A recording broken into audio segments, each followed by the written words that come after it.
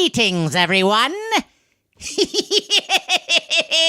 Welcome to a very special, mesmerizing episode of Monster Party. Monster Party!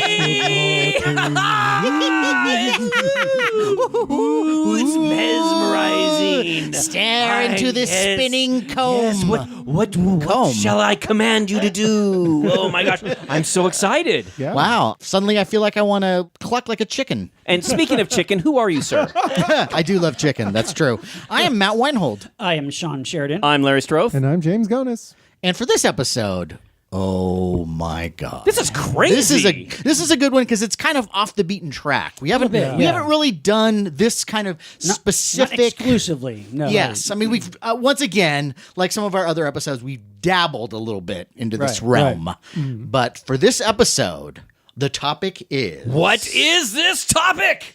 hypnotic horror. Hypnotic horror! Isn't that funny? We all do the same note. Watch my swinging balls. Now, here's the thing. Okay, so you mentioned swinging balls and stuff, but and like hypnotized, but how could we do this show? Yeah, seriously. That's a good question. How? Well, with the perfect guest. that's true. And we do have the perfect guest. Tell us, Sean. Our guest tonight is literally one of the world's top hypnotists. Top! And he's here. Multi-award winning. He has performed all over the world, performed for millions. He is a magician, an entertainer, a phenomenist. He has done shows in Las Vegas, festivals, university, nightclubs, theme parks, TV shows. He does a show called Transnosis. Transnosis! He does danger magic at the Ooh, Magic danger Castle. magic. He's also a big horror fan. Oh, we know. Ladies and gentlemen, please welcome Michael MEZMER. Michael! Hey, awesome. Thank you. All right. Okay. Where's the theremin? Yeah, why don't you bring your theremin? Yeah. Sean? That's true. I do have a theremin. Yeah, Yes, he sir. does. That would be perfect for this episode. I know, you're right. Now, right Drop off, the ball We'll once add- again, we'll Sheridan. We'll add that in post. right off the bat, with a name like that, you had to become a hypnotist, right? Right. You're a natural born Long name. line of mesmers, right? Well, honestly, that's my stage name, of course. No. Oh, yes. No. Oh, yes. No, I won't have that. I hate to spoil the illusion, but, you know, John Wayne wasn't John Wayne either, but it worked. That's right? true. That's true. Yes, Whoa, that's whoa, true. whoa. Yeah. Yeah, he wasn't born John Wayne. You know that, right? His first name was Marion. Boris Yeah. Karloff. Okay, yeah. All right. Okay, this is great. All right. So, well, Michael. Yes. Why are you already mad at it? No, I'm not mad. I was. Michael! So, Michael, off the bat, we just want to know, tell us a little bit about how you got into hypnotism and how long you've been doing this. I mean, you're kind of world renowned. This is like a big deal. He's not kind of world Yeah, renowned. he is. He is. Yes. I mean, world So- renowned. Were you a strange child trying to Like all of you, yes. True. Yes. Yes, I was an unusual. Well, I was, you know, of course, when I was young, I was always involved in the perimeters of showbiz because my brothers were both in showbiz. My oldest brother used to play drums for Chubby Checker and Little Richard and all those guys. gosh. And then my next oldest brother, he was on Broadway with Danny Kaye and 2 by 2 and a lot of different things. And so I've been around theater and show business all my life. And as such, I guess I was a little different. You know, I remember one of my earliest memories of monster stuff is my friend used to always like to show, you know, those little 8mm monster films they used to We have a lot of those. Castle Yeah. ones, yeah. From the backs of famous Castle Monsters films and magazine. End Yeah. films. So on the weekend, he would host like scary things at his house just for fun. And so when we were kids, I would stand in the closet and I would narrate the film with voices. Oh, that's great. Because That's they're great. right, because they were silent. You They know? were. Yeah. Well, They you were. could get them in sound, but nobody I knew ever had a Yeah, that sound was what- projector. No. Those are wealthy kids. Yeah, right. You know? Yeah, right. Exactly. And the kids in the neighborhood The pay like Clampetts could afford that. That's right. The kids in the neighborhood pay like 10 cents to come in and watch the film, and I would narrate You're it, you making- know? you're I never making a thought of profit. charging anyone. Yeah, and I'd be in the closet like some weird guy, but I'd be in there looking at the film, and then I'd be doing all the voices for it. That's awesome. Yeah, so that was the earliest part. So yeah, I guess I was a little bit different. I was sort of like an only child because my next oldest brother was 10 years older. Yeah. The next Oh, one was wow, 20 okay. years older than me. Yeah. Oh, man. Okay. So I was kind of on my own, and but I always, the monsters were always my friends. Right. Awesome. Like Yeah. all of us, yeah. Yeah. Yeah, totally. they were my friends, and they filled a gap in my life that would have been empty. Yeah. I mean, we all kind of feel like we've sort of honed into that place where monsters are kind of like the misfits Absolutely. in their world. Yeah, right, right. In a lot of ways, and in some very specific ways, we're very much misfits. Oh, no Listen question to about this it. show. Right. Right. But yeah, so I was a little bit different as a child in that respect, and then I started doing some magic when I was young. I think the first time I got a magic kit was when I was in New York. Actually, my brother got me one from FAO Schwartz when I was very young. And it was a neat little magic kit, and I started doing magic shows with it. And eventually that led to becoming a professional magician and touring. And I went to the Chavez College of Magic, which was run in Panorama City in the old days, in the 70s. And I learned how to be a magician, and that eventually led to what I'm doing now, because I toured the world doing magic. So I was on the Great Wall of China, all these places. Wow. And so when I did that, I saw these trance ceremonies all over the world, like in Thailand, where they do trance ceremonies. They put spikes through their cheeks. Sure. Right. Yeah. And it's combined with religion, and they go into trance for like 24 hours, 48 hours. Right. And there's no blood when they pull it out. And they're There's really no marks. they're really doing this. Right? Yes, yes. Yeah. And in Indonesia, I saw the horse dances, where they change a person into a horse through trance, and then they whip them with a whip, and their back is like red, but it heals extremely fast. They eat a light bulb, and they're chewing on the glass. And being a magician, I knew it was real, that it wasn't a trick. And so it was really amazing to me. And I think the first magician I ever saw, hypnotist I ever saw, I was working in Venezuela, and this was back in the late 70s, and there was a guy called Ima Buma, and he started the show by hypnotizing a chicken. No. Yeah, but what was really crazy about To be a dog or something like that? To see a chicken bark would be. But down there it was crazy, because we're on this stage. It was in the Helicordia, which is now like a thing for the government. They built it in, but it was like a multi-story thing that sort of looked like the Coliseum. But the stage was like 15 feet off the ground, and he hypnotized people, and they literally were jumping off and breaking their legs and breaking body parts. Okay. That's not cool. No, that's not cool. but the audience, a great show, the though. audience liked it. The audience didn't care. People were getting broken arms down there, and they're hypnotized. It was like something out of a true monster horror film. Wow. Lord. And so that really We got to get out more. yeah, man. But it blew my mind, And while I was down there, actually, they challenged me to do a straitjacket escape at the Petty Hood office, which is like the FBI. And so I did it. And afterwards, here's another part that was interesting. Afterwards, to reward me, they said, "Would you like to come see an autopsy of a guy we just electrocuted?" No. Wow. That was their reward. I could count the many times I got invited to see an autopsy. I know it. That was their gift, because you did so great. We think this is awesome, because I was performing that night for the president of Venezuela. And they said, "Well, come on back. We're doing an autopsy on this guy." Okay. And I said, "Well, actually, I have to get to rehearsal." Right. Oh But it was gosh. trippy. But yeah, so I started out very young, really, and wanting to be an entertainer. All my life, that's what I thought about doing. And then later the hypnosis came along, which I found fascinating, because, the magic is wonderful. I love doing magic. Yeah. My danger magic, we can talk about it later. But the thing was, transitioning to the hypnosis was really amazing, because Lugosi was always one of my big monster films. Yes. His hypnotic eyes, and of course, Classic. Dracula, of course, but also a lot of his work, his eyes were just White Zombie. But also, White Zombie was, Zombie. but also Right. his hand. His hand. his hand He would motions, move his hand. and I mean, he was amazing, and so he was one of my big inspirations to want to be a hypnotist and even a magician. And as a matter of fact, Were you, just as a kid, were you able to influence people? Did you have a certain way of speaking that you felt like, hey, this might lead down a path towards hypnotism? We have something called conversational hypnosis that we do is very current right now. And actually, I believe that all of us to some extent do that as well. But my dad was a really great salesman. My dad never got out of grade school, but he became the most successful Chevrolet salesman west of the Mississippi for 55 years. Wow. Yeah, so he was very good at convincing people. You have to socially be able to. Exactly. He was very skilled that way. And so I think I learned a lot of that from my dad. And I think a lot of that still is how I am able to influence people now, because relating to people and on any level, and also not looking down on anybody, always be able to relate on their level and enjoy it on that level. Oh, really? You enjoy that? Get it on. Except with you.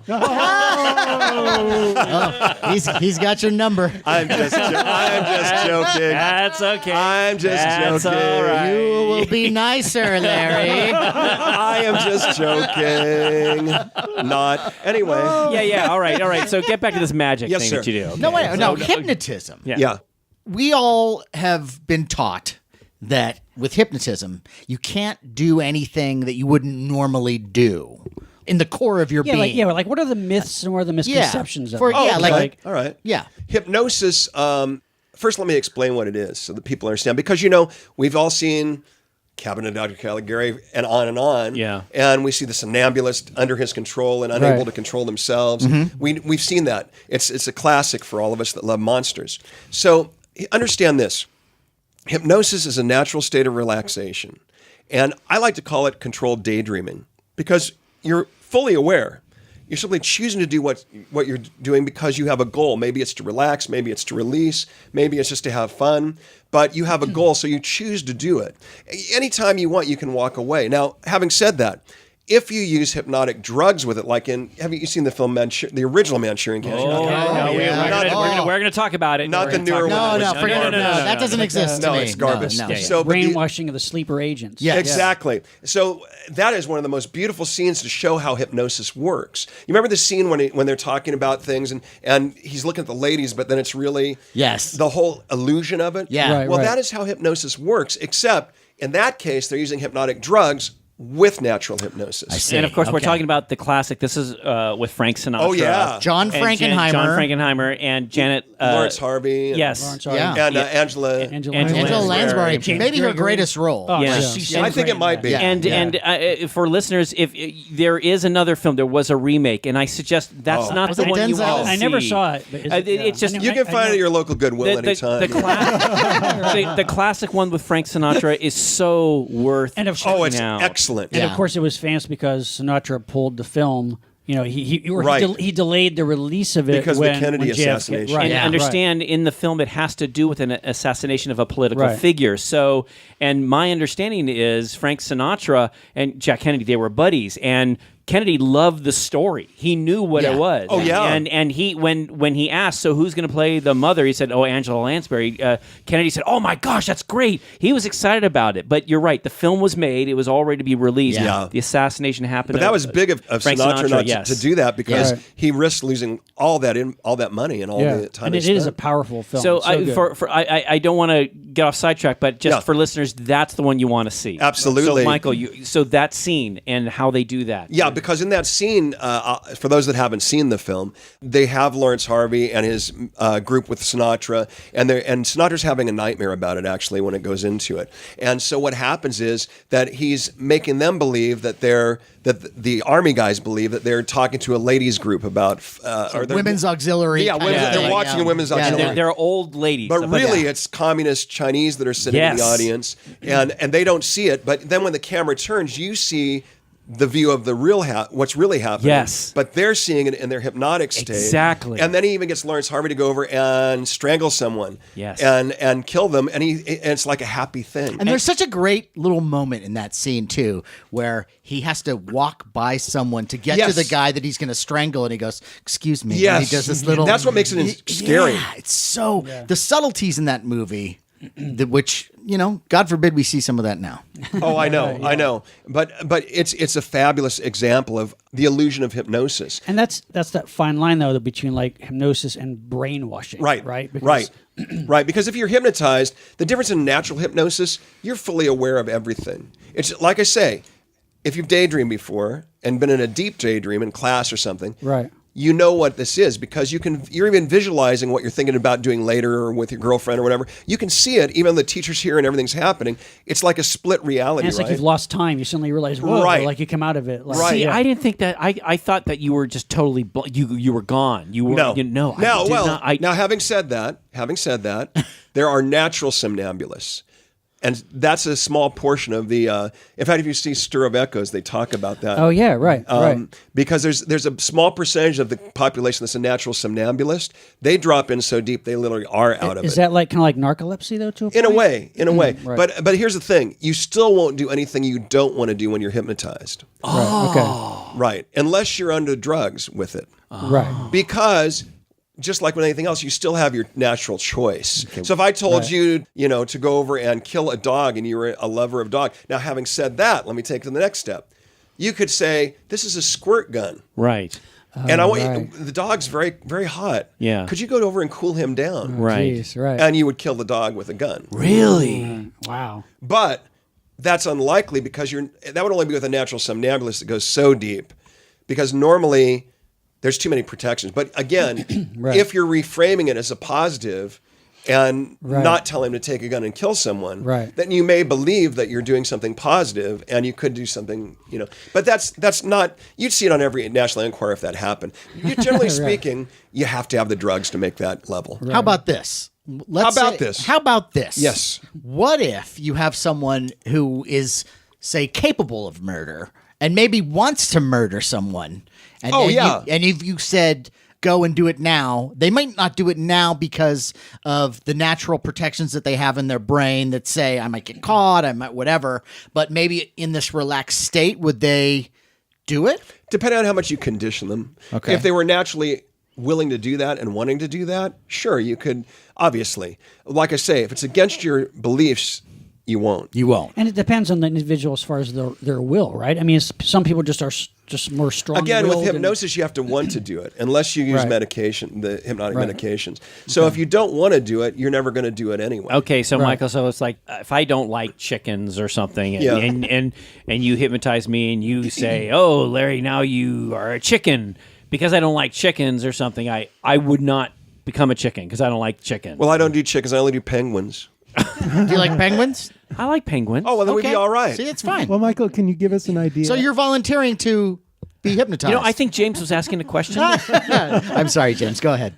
Oh no! So you're volunteering to be hypnotized? Will you ask your question? So, Michael, as an entertainer, can you give us an example of what it might look like or sound like as you're hypnotizing someone, let's say, based on what you just described? Well, what do you mean as far as how I approach it, or you want to make James be a penguin? No, not the initial steps in getting someone relaxed, or is that what you're talking about? Or? Well, there are. How does it look when you're actually hypnotizing someone as an entertainer? Like it looks like they go to sleep, but here's the thing: there's different ways of doing it. I actually have techniques called instant inductions, where it takes only like 10 seconds to hypnotize someone.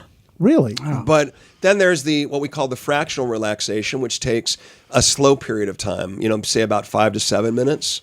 And we use what we call a lullaby phrase, like when you're a child and your mom reads you stories. Mm-hmm. Yeah. And the key is you want to bypass the critical factor of the mind and reach the subconscious part of the mind.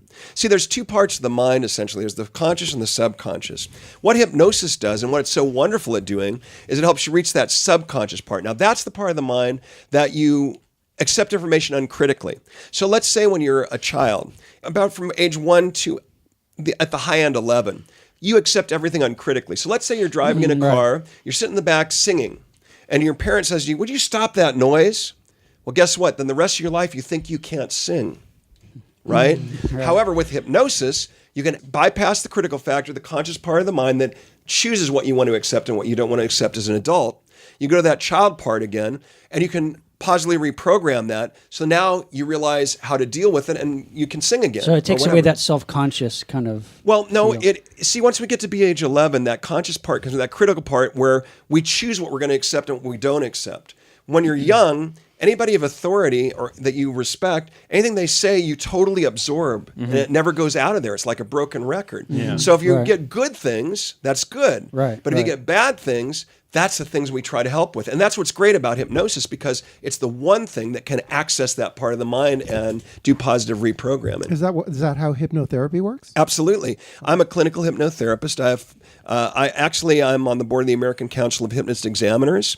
So we have an international organization, and we have hypnotherapists all over the world. I work at the Younger Medical Group in Rancho Cucamonga, California, doing hypnotherapy.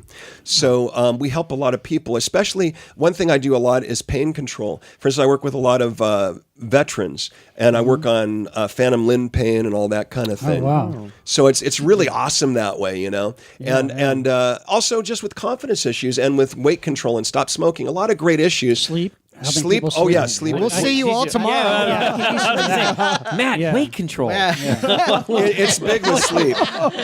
Okay. So now, just really quickly. Now, Yeah. I've seen. Now, there's a lot of movies I have on this list here. Now, Yes. there's all kinds of ways. Like I've seen someone move a little like thing. the trope of the or swinging a little swinging light, watch. or a little light. Where I did mean, that come from? Like, Yeah, because I know that isn't the character of Svengali one of the first in pop culture? The idea of the mesmerism, Evil magician. So the original book was Trilby by Trilby, Du right. Maurier. She was like a tone deaf singer, and he makes her Yes, into a and beautiful... then she becomes his slave essentially. Right. And then at the end, sadly, when he dies, she dies.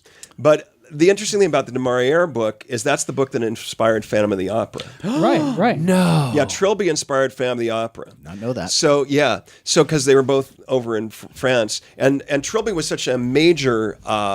It created a lot of energy over there. In fact, negative energy. People really, it terrified people that their minds can be taken over. And when we say Trilby, Svengali was the person in Trilby. Right. Now, later they made movies that were called Svengali. Right. John Barrymore. They had another one with Hildegard Neff. And so that came from that.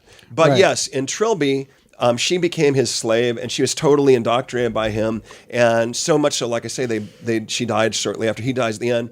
But it was similar to the Phantom of the Opera in the sense that it was opera, and also she had a lover who loved her a lot and wanted to marry her, but he took her away from him by entrancing her and caused to be an opera singer. right. And so he chased them down. Even back, I think they went to India at the end or something, and they were playing in small places eventually. But anyway, yes, that if you love the Phantom of the Opera, you should really read Trilby, because that's what created Phantom of the Opera. Right, and then once Dracula came out, Lugosi's Dracula, the whole idea of the hypnotic gaze and the controlling the minds of your victims, that was part popular of pop concept, culture. yeah. Oh, yeah. by Yeah, the 20s but and 30s. Dracula didn't use like a little light or anything. You know, Right, it right. basically Well, was that okay, let's get back stare. to. I'm glad you brought Yeah. that back to me, because I forgot the original question, because we got into the Phantom of the Opera, which is one of my favorites of all time.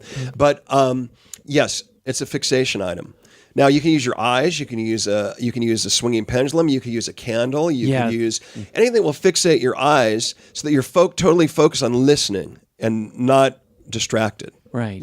Now, having said that, I've worked at the Knott's Halloween Haunt past years as the hypnotist, and I've had the roller coaster right next to me and everything else. So believe me, I use instantaneous induction, because I don't want to do the fractional, because it takes too long and they get distracted too easily. So you do the rapid induction, pow, pow, pow. You put them all out. So it's really cool that way. Because I use about 18 people on stage. So Yes, I've seen bits of it, Yeah. bits of your show that people can check out on YouTube or mesmer.info is my website. And what's amazing is you have a whole bunch of people all on stage, and I saw they're all like their heads are leaning on sleeping on each other's shoulder kind of a thing. Oh, the other night I had people all over the floor.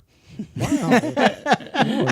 Because they were just they were out. Well, they were freezing, and they wanted to get warm, so they all got on the floor and were cuddling together. And it's interesting. It's just like so you fascinating. see. Oh, it's just like you see in the films. Yeah, It's that type of thing. Now, of course, you could make I've always considered making a dark hypnosis show. I haven't done that yet, but I would like to. Yeah. What would that look like? I don't know. Something like you see in the films. I mean, something like Right. you would see at a carnival. Right. Like No offense to sideshow. carnivals, because they're really awesome. But yeah, more of a sideshow. Right. So you being a stage hypnotist, Yes, and a clinical hypnotherapist. but I mean, like when you're doing your stage act, yeah, stage, is yeah. what I'm talking about specifically. So when you're up there, I would assume that there's no way you could bomb because all you got to do is just say everybody had a good time. Send them on their way, right? Well, that's a good concept. Show every 5 minutes. Remember, you have to want to be hypnotized. Oh, that's the true. other Well, thing. You want to be hypnotized. Aha. Yes. Most You have to want people to. go into a show, though, wanting to enjoy the Well, show. here's the thing. A good hypnosis show is really a group therapy session because the people that want to come on stage, they're seeking a release. Right. Is that what it is? Yes, absolutely. Those clowns that go on up there, it's like, I want clowns? No. Why are they clowns? They wanna have fun. release. I'm going to tell you something. Tell me. I will tell you. I'm going to tell you something. So really, the people that are the best in the show are the people that in normal life are very laid back, that are not outgoing. Because they're looking for that release. See, in the show, they're given permission to let go and have fun for once. They don't have to have all the restraints. So it's at one time that they can really have a wonderful, fun experience. And for me, my show's a family show always. Even though I work Vegas and everywhere else, Sure. I always do a family show. I work Universal Studios. All right. I'll tell you about that sometime. I went down the back lot that a couple times. Went to where the guy hung himself. Anyway, so the deal is, it's a positive if you do it right. Yes, they're silly. Yes, they're goofy. Yes, they do silly things. But in the end, they leave feeling excited. And I always give suggestions for confidence as well. So it's a positive. And also remember, the audience, laughter is the best therapy you can get. So that not only are the people on stage enjoying it and having a wonderful thing, the people in the audience are getting their therapy too. So it's a really, it's a positive win-win for me. It's a great thing to be part of. Laughter and confidence. Interesting. Now, Yes. Now, you've performed all over the world. Oh, yeah. 25 countries. And when you go to a culture which is maybe a little bit more reserved, off the top of my head, I think of like Japan. My brother-in-law lives there. I visit there a lot. And, I love Japan. And it A would little seem expensive, but I love it. Yeah. Well, if you do it right. Right, if you it do can be local, cheap. if you go local, yeah. Yeah, and if you want to eat at 7-Eleven, you can get a great meal at 7-Eleven. That's true. I'm telling you. I went to Dunkin' Donuts. It was $30 for a dozen donuts. Is that right? And a cup of coffee. Really? But anyway, yeah. Well, you go to the McDonald's and get the shrimp burger. shrimp burger. McDonald's. And and there, if you go to McDonald's there and you have to wait for your meal, they bring you out a drink complimentary and have you sit down and wait for your Imagine that. Imagine you know that. what? I didn't have that because I was always just, they served me so fast. So, but yeah. They are fast. And you didn't have to hypnotize them into doing that? No, Yeah. no. Nice. If you sit too long in a McDonald's here, they think you're homeless. But in answer to your Japanese question, yeah. Well, so yeah, Asians in general think in numbers. Okay. So yes, it is more difficult to work with them because they think in numbers. Although I have done shows in Hong Kong. I did a cool show there once for Watson's Department Store, and Gavin McLeod was the host, and he was in his full Love Boat gear. Oh, my They built God. a full-size cruise ship for the stage. And I was doing my show in front of the cruise ship, and Gavin introduced me. It was really cool. Oh, that's great. that is so cool. That was cool. That was really cool. And he's a very nice man. Oh my gosh, he's very nice. But here's the thing. Asians do think in numbers and not like we do in stories form, you know? Okay. So it is more of a challenge. And sometimes it's very difficult to hypnotize Asians. But it's because they are so intricate with their numbers and their thinking. And so... But they want that release too. They right? do. So I've had good fortune with many of them, but also there's some that have been more difficult, you know. So, and especially and in Hong Kong, not so much because they speak English quite fluently. But, you know, in Japan, not everyone speaks English. Sure. And so but there in Japan when I was working there, mostly it was for my magic stuff. So, you know, that's visual. So Got it. I wanted to jump to some movies. let's do it. Yeah, let's. I wanted to go to some because Let's jump. the funny thing is when you think about hypnotism, I was thinking about, gosh, you know, there are movies that specialize in it, but then there's other films that you don't realize, oh my God, there was a hypnotist scene in that. Yeah. Right. For example, one of my favorite hypnotist scenes, which is really interesting, is from The Exorcist. Oh yeah. Now, here's a moment where they're not sure what's wrong with little Reagan. Right. And they bring in a hypnotist. Yes. To hypnotize her to find out what's wrong. And so they hypnotize her, and she is under the trance or whatever it is. I hate and that word under. Okay, Let me touch on this Go real ahead, quick. go ahead. Because that's a pejorative. And in hypnosis, you're not under anything. That's where people misunderstand hypnosis, because you're putting you're into the trance state, but you're not under my control. You're not under anything. So I just want you to know that, because I try to change people's perception of that. Okay. Because everybody says, "Oh, I'm under." Was they under? Are they under? How deep are they under? There is no deep under. There is no under. That's kind of a Hollywood thing. Then it is. It really was started a lot by Hollywood, but also in the old texts of hypnosis, they use it a lot. Right. I think because in those days, people had a different concept of a lot of things. Right. But you're into hypnosis. So yes, she went into hypnosis. She went into hypnosis. Yes. And then the hypnotist says, "So is there someone in there? Can we speak with him?" "No, I'm afraid. I'm afraid." And so, well, but then what he does, "I'm now speaking to the person inside of Reagan. Yes. If you hear my voice, you too are now hypnotized." And of course, he's thinking, at least my interpretation is, he doesn't think there's anyone in there. It's just No, her. he's not ready for it. But that demon that is inside her could not be hypnotized, because what Correct. that demon does basically looks at him and then grabs his balls, basically. I remember that. And it's a very shocking scene. And I remember thinking, oh my gosh, not even the hypnotist could control. Oh, that's so cool. That's so cool. I love that. I love that. Yeah. Well, of course he couldn't, because the demon, first of all, is supernatural. But secondly, the demon wasn't willing to be hypnotized. That's Right, which is what you said from the very beginning. Right, you right. don't wanna be I actually went to when it opened in Westwood. I saw it. I'll never forget the people throwing up and the people running out of the screen. Yes. Wow. That was an amazing experience. You know? I think, it's really weird too. I think people. I saw Phantom of the Paradise in that same theater. Oh, did you? Yeah. I think One of our people favorite today. movies. Me too. Yeah. People are aware that The Exorcist, that was made back in 1973, Yeah. and it's like it came out a while ago. It still holds up, but it's like, oh, that was the scariest film ever made, or whatever. And my daughter, it's like we talked about this. It's my daughter's favorite film. She loves it. Basically, I explained daughter loves it too. everything about it before we saw it, and things have changed over time as far as like scary things go. Yes. But it's still a very powerful Because film. it's psychological. Because Yeah. we Yes. don't see good psychological stories in monsters and horror movies much anymore. It's true. all about the jump scares, the jump scares, the jump scares, the true. CGI and the jump scares. Yeah. That was a psychological thriller beyond even being a monster movie. Yeah. Yeah. And that's I agree. what made it so amazing. Just like Psycho, just like The Shining, they were psychological. And it takes a lot of talent to write a psychological thriller. That's true. Yeah. Yes. To create that kind of mood and tension. Well, and Friedkin was so amazing. Oh, yes. Yeah. As a director. Yeah. I mean, he created that whole atmosphere. I mean, you felt ill watching that film. Yeah. Yeah. It made you Unease. sick, Yeah. sick to watch. Well, a it. little bit of subliminal suggestion. Oh, absolutely. Yeah. Oh, yeah. Of course. but yeah. great hypnotist scene. Sean, But what- wait a minute. I just had a question about the hypnotism thing. So, Larry, you just described the scene Yeah. where Reagan grabs the guy's That was a great scene, tackle. Yeah. Has anything like that ever happened to you where you've had someone have a weird reaction? Oh, you're talking about what we call an abreaction. Okay, yeah. Abreactions do happen, but if you're a skilled hypnotist, you can pull out immediately from that situation. Okay. But yes, things can happen. But again, you'll never not come out of hypnosis, okay? Sure. So Right. you can bring people out instantly from hypnosis. However, if you do it too rapidly, they'll get a hypnotic headache. So in doing so, I take them back in and take care of that and bring them out slowly. But if they have an abreaction, you have to be very quick on your feet.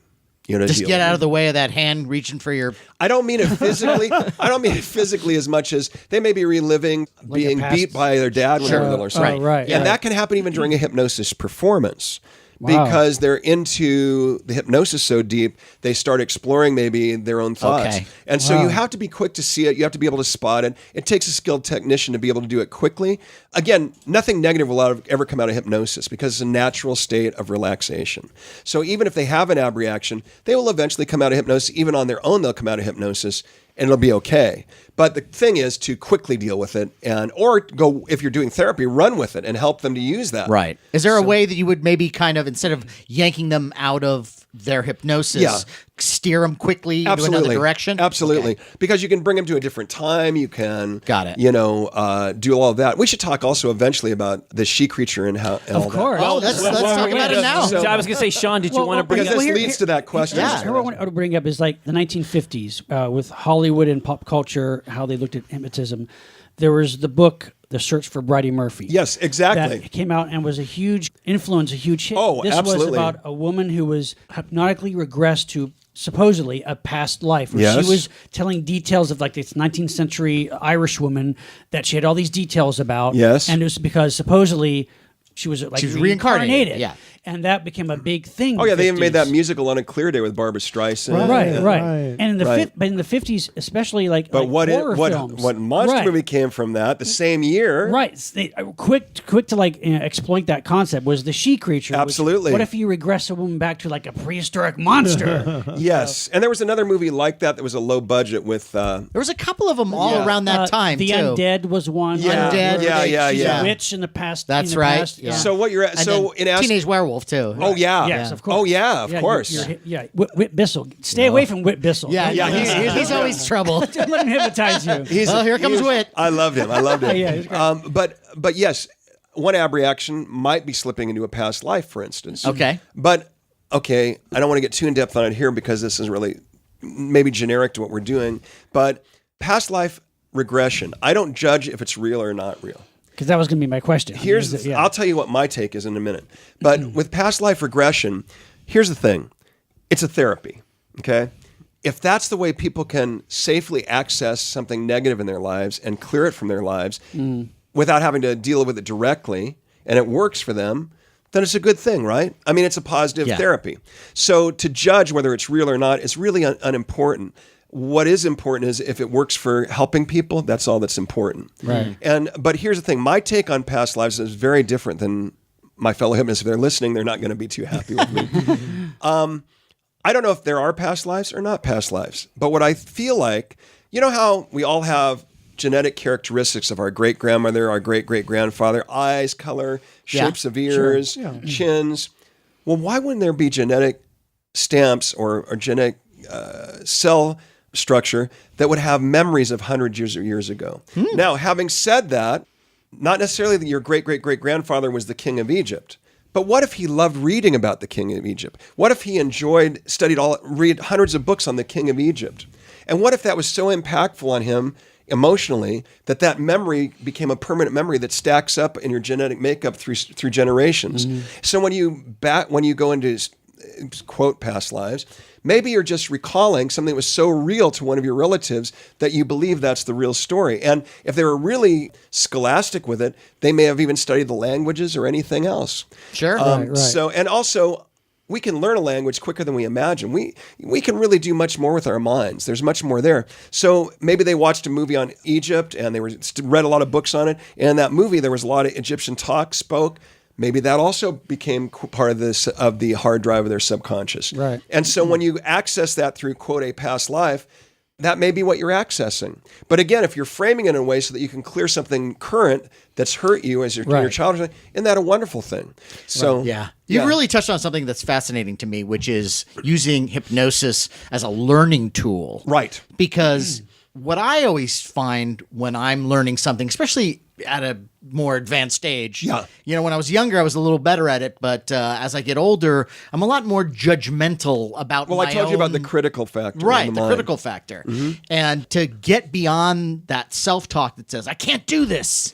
Yeah, and it's reframing everything. Like Yeah. I say, you have to reframe it. I've worked with a lot of top, one volleyball team went all-state in Montana. I've worked with a lot of sports people. I've worked with a lot of professionals. And yes, what it comes down to is just do it, Right. And if you can accept that thought and it's real to you, then you'll succeed. And in addition, the other part of the hypnotherapy is ultimately what it comes down to is people that are seeking hypnotherapy or seeking help, we all wonder if we're lovable.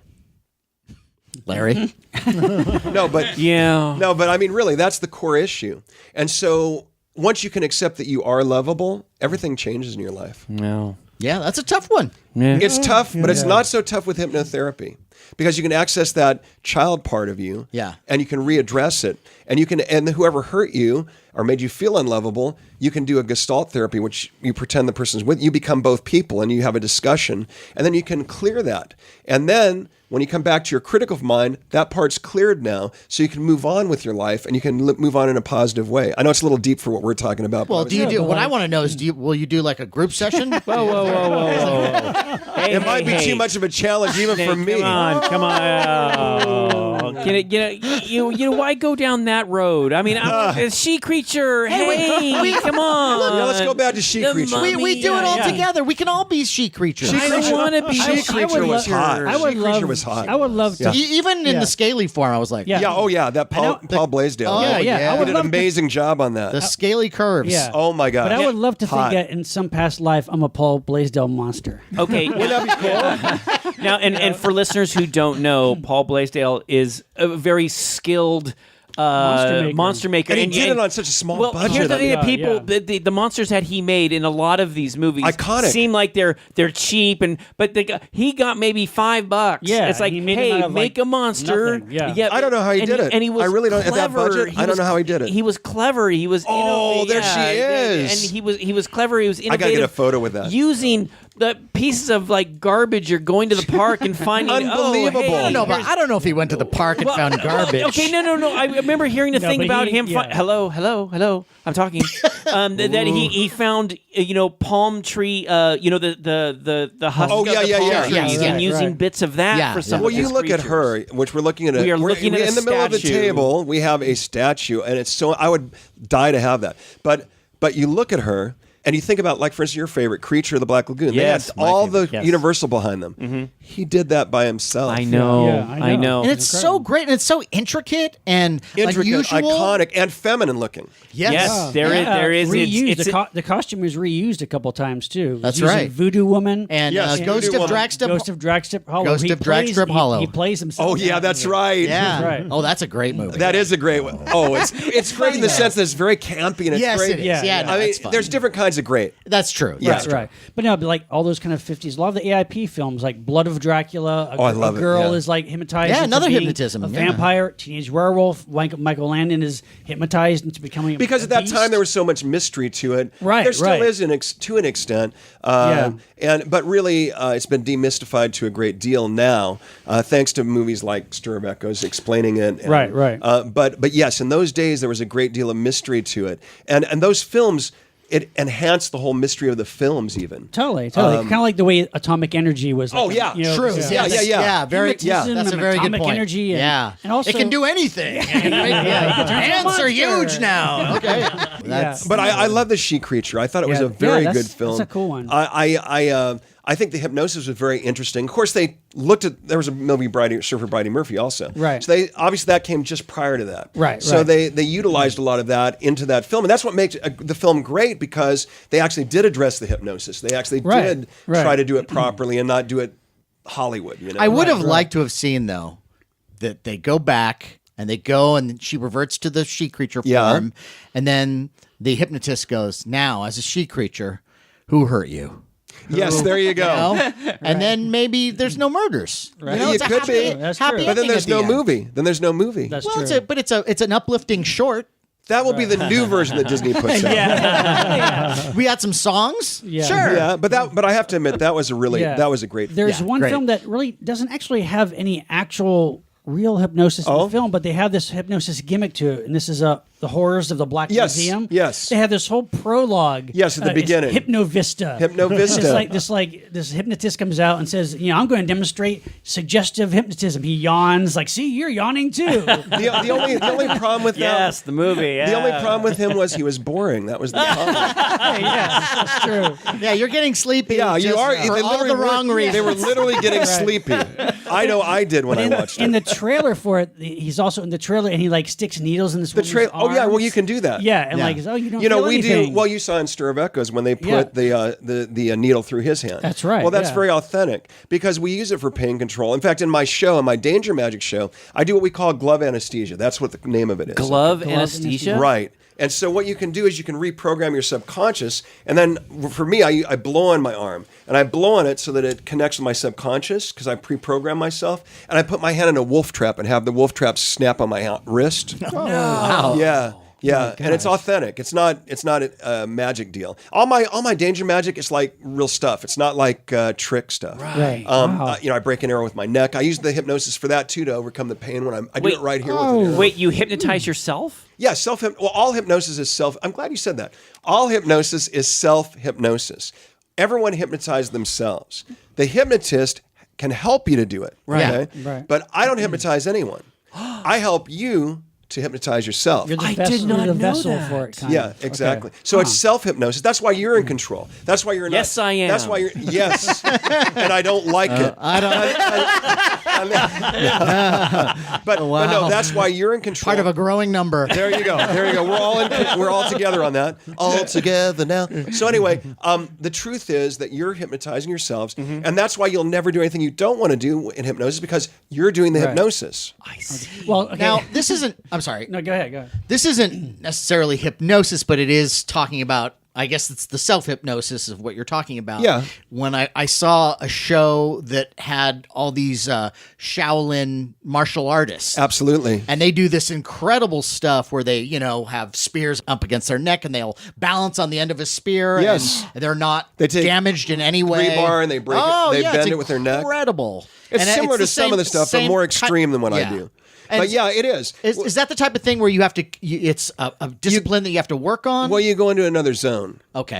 And I will say, even rodeo riders, they do when they ride bulls, same thing. They go into that hypnotic zone. They're up there, but it's all in slow motion. When they're to us, we see it's like bam, bam, they fly off the thing. To them, it's like a slow motion. Even though they're really fast, in their minds, it's all slow motion.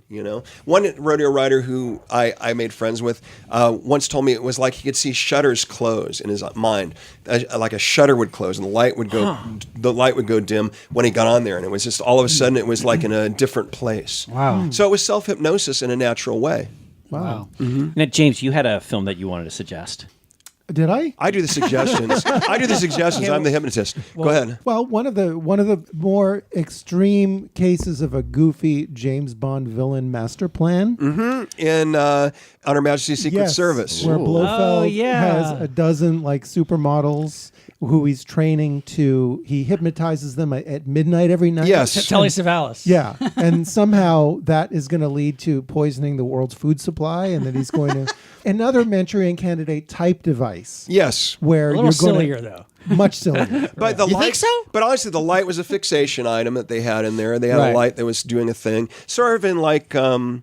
Valdemar with Vincent Price. Yes, Yes. right. Yeah. The poster, right. And they had the flashing lights, the right. green, the red. And Basil Rathbone. Because I'm a big Roger hypnotizes Corman him. fan. all of us. And yeah. M. Valdemar, the case of Yeah. M. Valdemar is my favorite of all the films because it had hypnosis. Right. And it was amazing how they hypnotized him and he was, dead. Like in a suspended They kept him state alive, of but yet- death. He's like Yeah. right on the cusp Right of between life and death. Yes. This Yeah. was Tales of Terror, 1962. Yes, it was Tales of Okay. Terror. Three stories. And Yes, this was the story. and that's yeah. my favorite Roger Corman Yeah, film. yeah. and so I love Roger Corman anyway. Oh, of course. the work he did. I mean, all the post All the stuff. post stuff Sure, was sure. I fantastic. love all the post Mask stuff. of Red Death. Mask of Red Death. And I think that was gorgeous. Oh, yeah, absolutely. And I think that Vincent Price, that was his best work, probably. I Yeah. really do. Even though I love the classic stuff he did, I love all the things around it. For me, the Poe stuff All the was Poe like, stuff, yeah. Yeah. it He was was like amazing. Vincent Price and Poe, synonymous, Yeah. Yeah, yeah.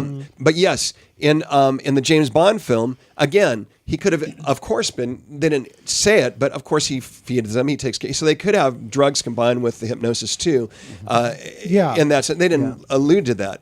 But it could have, yes, that could be authentic in its own way, because you're combining sleep with hypnotic suggestion. And, parents know that when kids are asleep, you can say things to them and they will absorb that.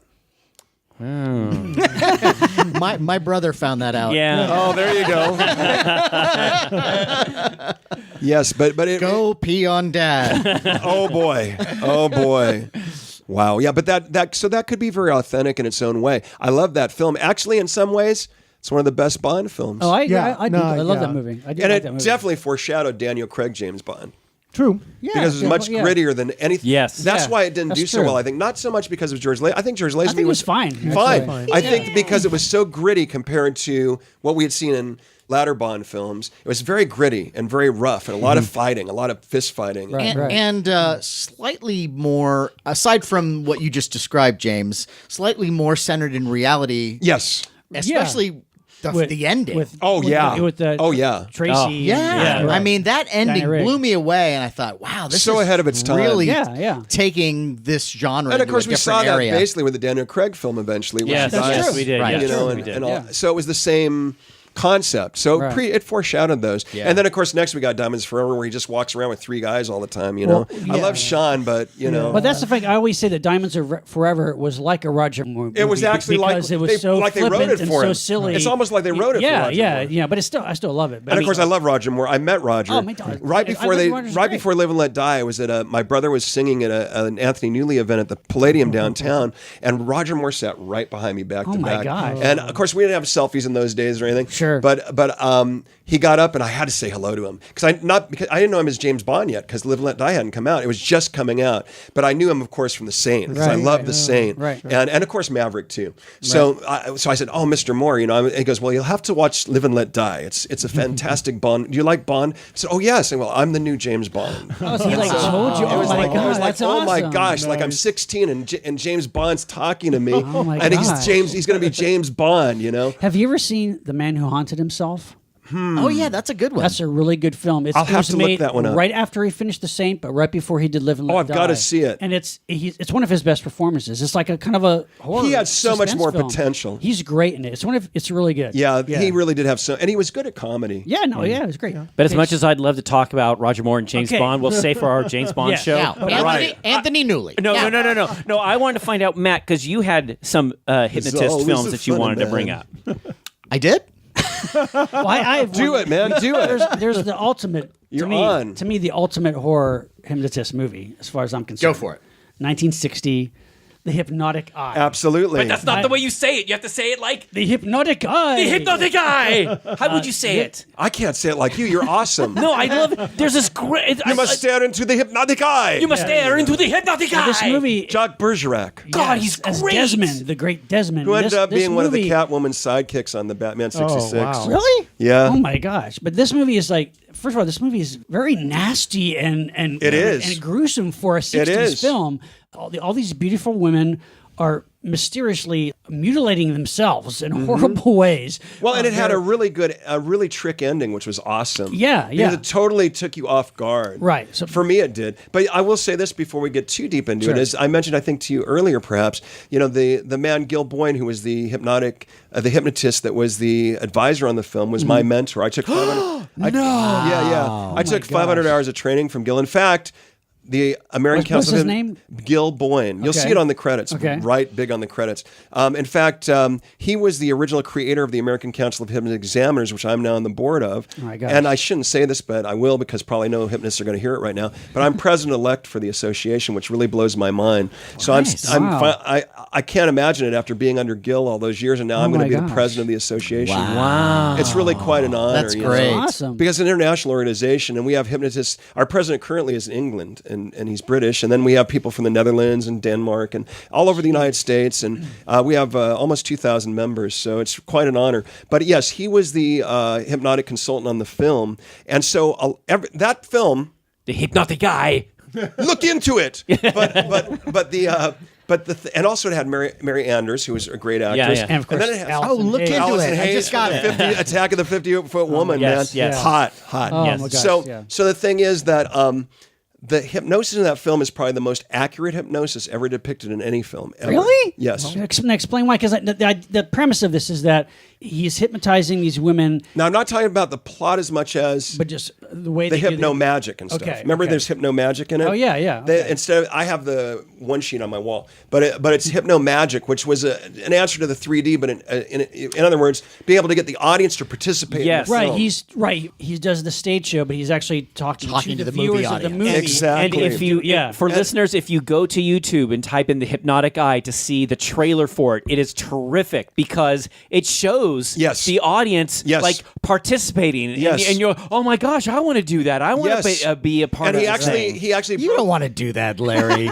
he broke. Well, that's true, but I mean, I would be sitting in the Larry corner. would do going, it. No, I don't No. know. I'd be in the He's corner still going, scared. no. He's still scared. Yeah, Okay, but they broke the fourth curtain where he's actually Yes! Bergerac That's is looking right. at the audience Yes! and working with the audience, just like he would in a live hypnosis presentation. The closest thing I would say would be like in The Tingler when Oh, I love the Vincent tingler. Price Oh my goes, gosh, the ladies and tingler. gentlemen in the audience, scream! You know, it's that Yes. kind of idea. It is A little like bit. that. Yeah. Again, But- not a hypnotist film, but still, Yeah. I'm glad And you remember, brought it up. everyone that came to the film got a balloon also with the hypnotic wish eye I on could. it. Can you imagine having I that would- now? Talk about a very scarce collectible. Oh, I imagine they don't Yeah, exist because yeah. you know latex. Sure. Yeah. But you know, you would use that balloon during that segment and do a demonstration with it with him directing you, and so it was That's totally so cool. interactive. That's so cool. We've talked about other shows. What we love is like these gags that films would use to try to get people to go and see it. Right. And seeing something like this is something I would love to have seen it. You know, whether it was like William Castle having the skeleton, Right, in the right. audience, House on a Haunted Hill. or,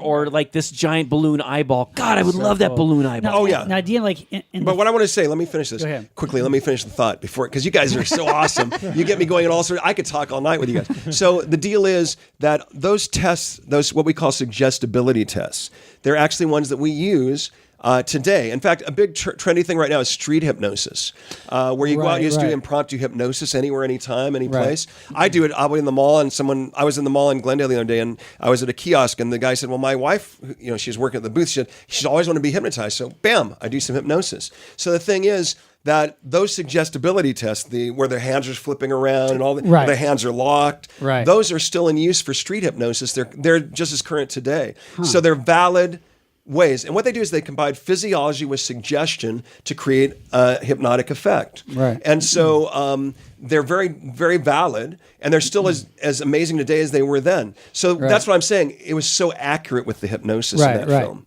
That's cool. Yeah. So continue. I want to kind of totally. want to answer what the you thing asked with me. like in the film, he has this like blinking, strobing Yes, I have electronic one- I have eye in his one. palm. Do you have one? I have one. You have I it think with it's you. the coolest thing. I have one. Because it's like an eye. It is, and I also have one of the original trailers in 35 millimeter. Hey. Gil gave it to me actually. In the film, the plot is so preposterous because it's like he's actually Says you. he's hypnotizing beautiful women to scar themselves, and like you said, she thinks she's washing her hair in hot water. It's an acid. Oh, that's right. Yeah. Or she drinks lye, thinking Do you know it's something like about something else? You know the part where she thinks she's washing her hair and she puts it in the stove and it goes on fire. yeah, she thinks the stove is Well, the let me sink. tell you something. Kodak, when they invented lenticular photos, Yes. I should have brought it tonight to show you guys.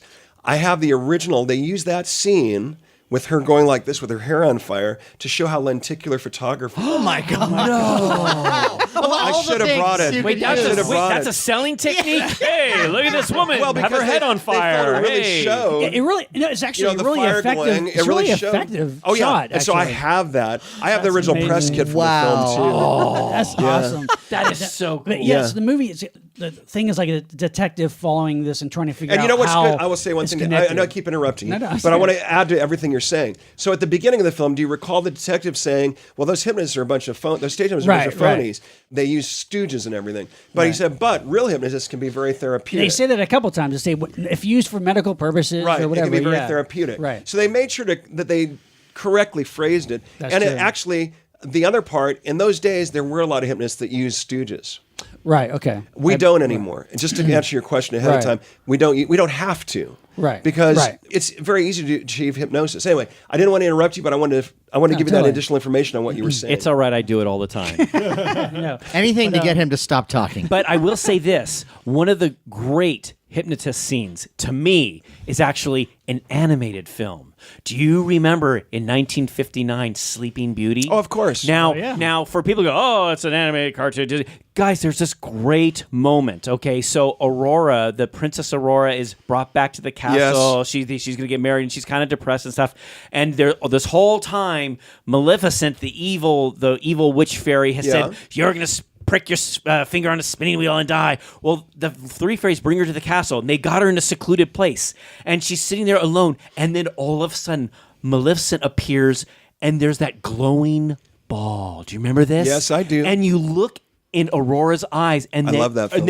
it's beautifully. It's the way the colors are done. It's beautiful, and her eyes get really big, and she starts to follow this glowing ball. And then when the fairies realize, oh, Aurora, and they try to get to her, but they can't get through this wall that she goes through, and she goes up the stairs as this glowing ball goes. And to me, it's like she's not only mesmerized by this glowing ball, and she's hypnotized by it, but then you hear Maleficent. There's the spinning wheel appears, and she goes, "Touch the spindle. Yes. Touch it, I say." and you see Aurora kind of reach out. And it's like in her head, I must touch, I must do this, I must do what I'm told, you know? And it's such Don't touch me. Well, no. I know. He's reaching out, folks. He's reaching out towards me. I'm trying, I don't want him to touch me. Larry, we have very strict rules. I know. about No the show. touching. I'm trying He signed to give, something I know. I'm trying saying to give, no touching. I am trying to give our guest as much information as I Little can. handsy. Thank you. Thank you. It's 4D. But you remember that beautiful scene. I do remember it. Great scene. And it does Hypnotist scene. beautifully show that, yeah. And I would say that a lot of the stories we hear about sorcerers through the era, they probably were utilizing hypnotic suggestion. right. I mean, you have to understand, hypnosis goes back to sleep rooms in ancient Egypt and Greece. They had sleep rooms, and so people would take their breaks going to a sleep room and essentially go into trance. And they also had mirror gazing pools, also. So a lot of mirror gazing pools. they would gaze into the pool like a mirror because it would be a flat Yeah. surface, Okay. and they would visualize. Yeah. And so a lot of that goes to hypnosis and the core of hypnosis and fixation, like we talked about, on object and all of that. So I would say that the ancient sorcerers, they use, of course, chemicals. They use a lot of things, alchemy, all that. But they probably use the power of suggestion quite a bit as well, like you're suggesting from that particular scene. Love that scene. So now, go ahead. There's a movie that I love that hypnotism is a very big part of it, and we're jumping ahead now. The UFO Incident. Oh, that's on my yes. list. That's That's on my Betty and list. Barney Hill. Yes, Betty and Barney Hill. The idea of blocking horrible experiences from your And your conscious. the story is this couple, their car is stopped by an alien spacecraft. The aliens take the hills aboard, they examine them, and then let them go again. And they don't remember any of this happening. They have this lost time. And it takes a hypnotist, a hypnotherapist, to take them back into what happened.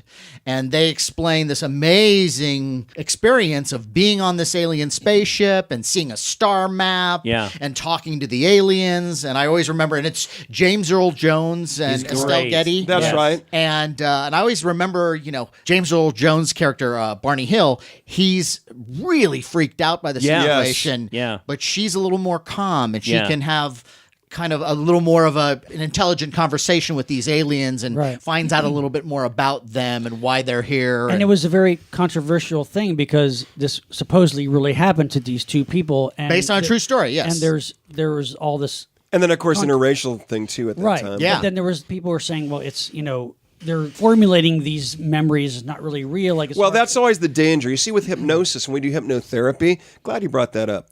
Good one, Sean. Thanks, Sean. Yeah. With hypnotherapy, our job is never to have a roadmap. It's never to lead someone. That's one thing about, we were talking about past life regression. I think it's when people go to a hypnotherapist expecting to do past life regression. They've pre-written a scenario in their mind. Right. And so you're going for something. If it just pops up during a session and you roll with it, that's one thing. Right. And in this case, I think with them it was valid. But I think that in many of the UFO abductions now, it's become a scenario that we're familiar with, so the validity of it may be less than it was at one time. Right. They were the first ones to have this happen. And then later, Whitley Strieber. Well, that's true, right. yes. Oh, his story was amazing. But wasn't like he already like a guy who wrote UFO Yes, he was. books, and then he happens to say that he got But with hypnotized. them, what happens is, in any traumatic situation, we tend to shove it into our back of our mind. Rape, anything of that nature.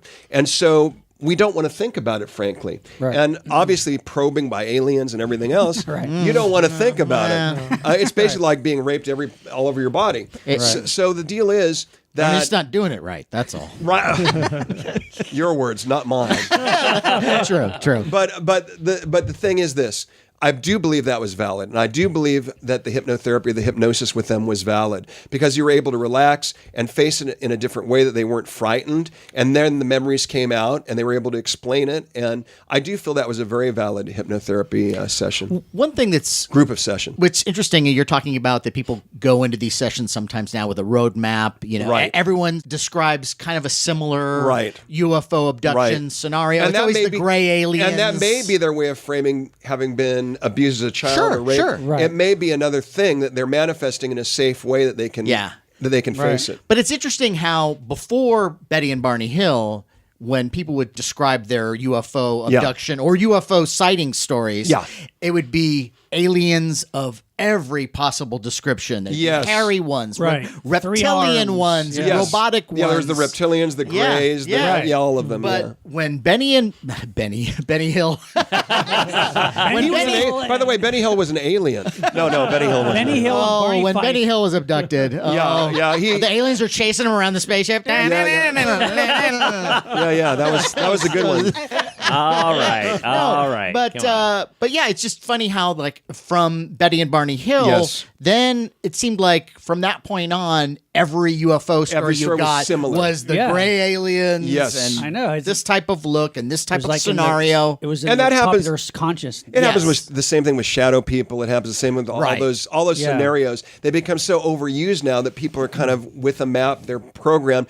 And again, I think that's the way they tend to face things that are unfaceable. Sure. Right. You know, but that's not to say that all of it is not valid. Right. I Right, do. I mean- I do believe in aliens. I think I'd like to believe it. Yeah. I mean, whatever yeah, they are. I believe there has to be other life I believe there's forms. life. True. Yeah, There has to whether be. whether we're visited every Right. evening. Yeah. No, no, no. Whether I they're don't know coming through about the that. door every other day. Yeah, you but know? I do Yeah, believe no, no. there's- I do believe there's life. My There has neighbors to might be. notice Yeah. that. It just as logic would dictate Right. that it has to be. It has to be. No, you you're know? right. Well, you know, we had a wonderful guest on our show, Roger Nygaard, Yes. who did this amazing film, The 6 Days in Roswell. Yes. And which is a great film, and he has a very strong opinion of it. And I mean, you guys should listen to that particular show. Yeah, I've been to Roswell. I'll do that. Yeah. Yeah. Explain You know, the phenomena. science- I went out the hangar there, Hangar 51, is it? I Yeah. went down there and checked it out. Really? Yeah. Oh, wow. Yeah, I was Yeah. interested in that. Take anything with you? Or No. got I just- anything in the garage? I would have that loved you'd to. like No, show now us? they've redone it now, but it was neat to be there actually on the soil with it and where that Wow. history Oh, yeah, happened. that's true. That's true. Because I do believe that was perhaps a valid experience as well. Right. Again, So- I'd like to believe that. Then hypnotherapy then sounds, from what you're saying, like a valid treatment for repressed memory. Absolutely. Like, Whatever that is. So I just had a thought. Yes. Oh, no. So I have been trying Not to another find- one. Go ahead. Okay, that's not funny. Go ahead. James and I have had this discussion about a particular. It wasn't a Casper the Friendly Ghost costume. But it was a ghost-like costume you had as a kid, and I've Oh. been dying to find out. I mean, showing him pictures. Is it this one? Is it no, Larry? No, it's not that one. Could we go back in his mind and find out which costume of all it the was? could. things, Was of all it- the things we could do. Was it for Petey? hypnosis? Petey the Ghost? Might have been. Oh, wait, that easy? He's really good. See? You don't know if it was Petey. You don't even know what it was. That wasn't a repressed memory. That was just a vague memory. Well, I'll tell you what, the police department does use hypnotherapy for helping people remember things. In some states it's acceptable by the court, in some states it's not evidence. But you can help people to remember. For instance, there was a story about a lady that was abducted, not by aliens, but by strange people, or a strange person. And so he had a note on his dash, on a stick-it note. And through hypnosis, she was able to remember everything it said on that. And in doing so, they found the guy. No.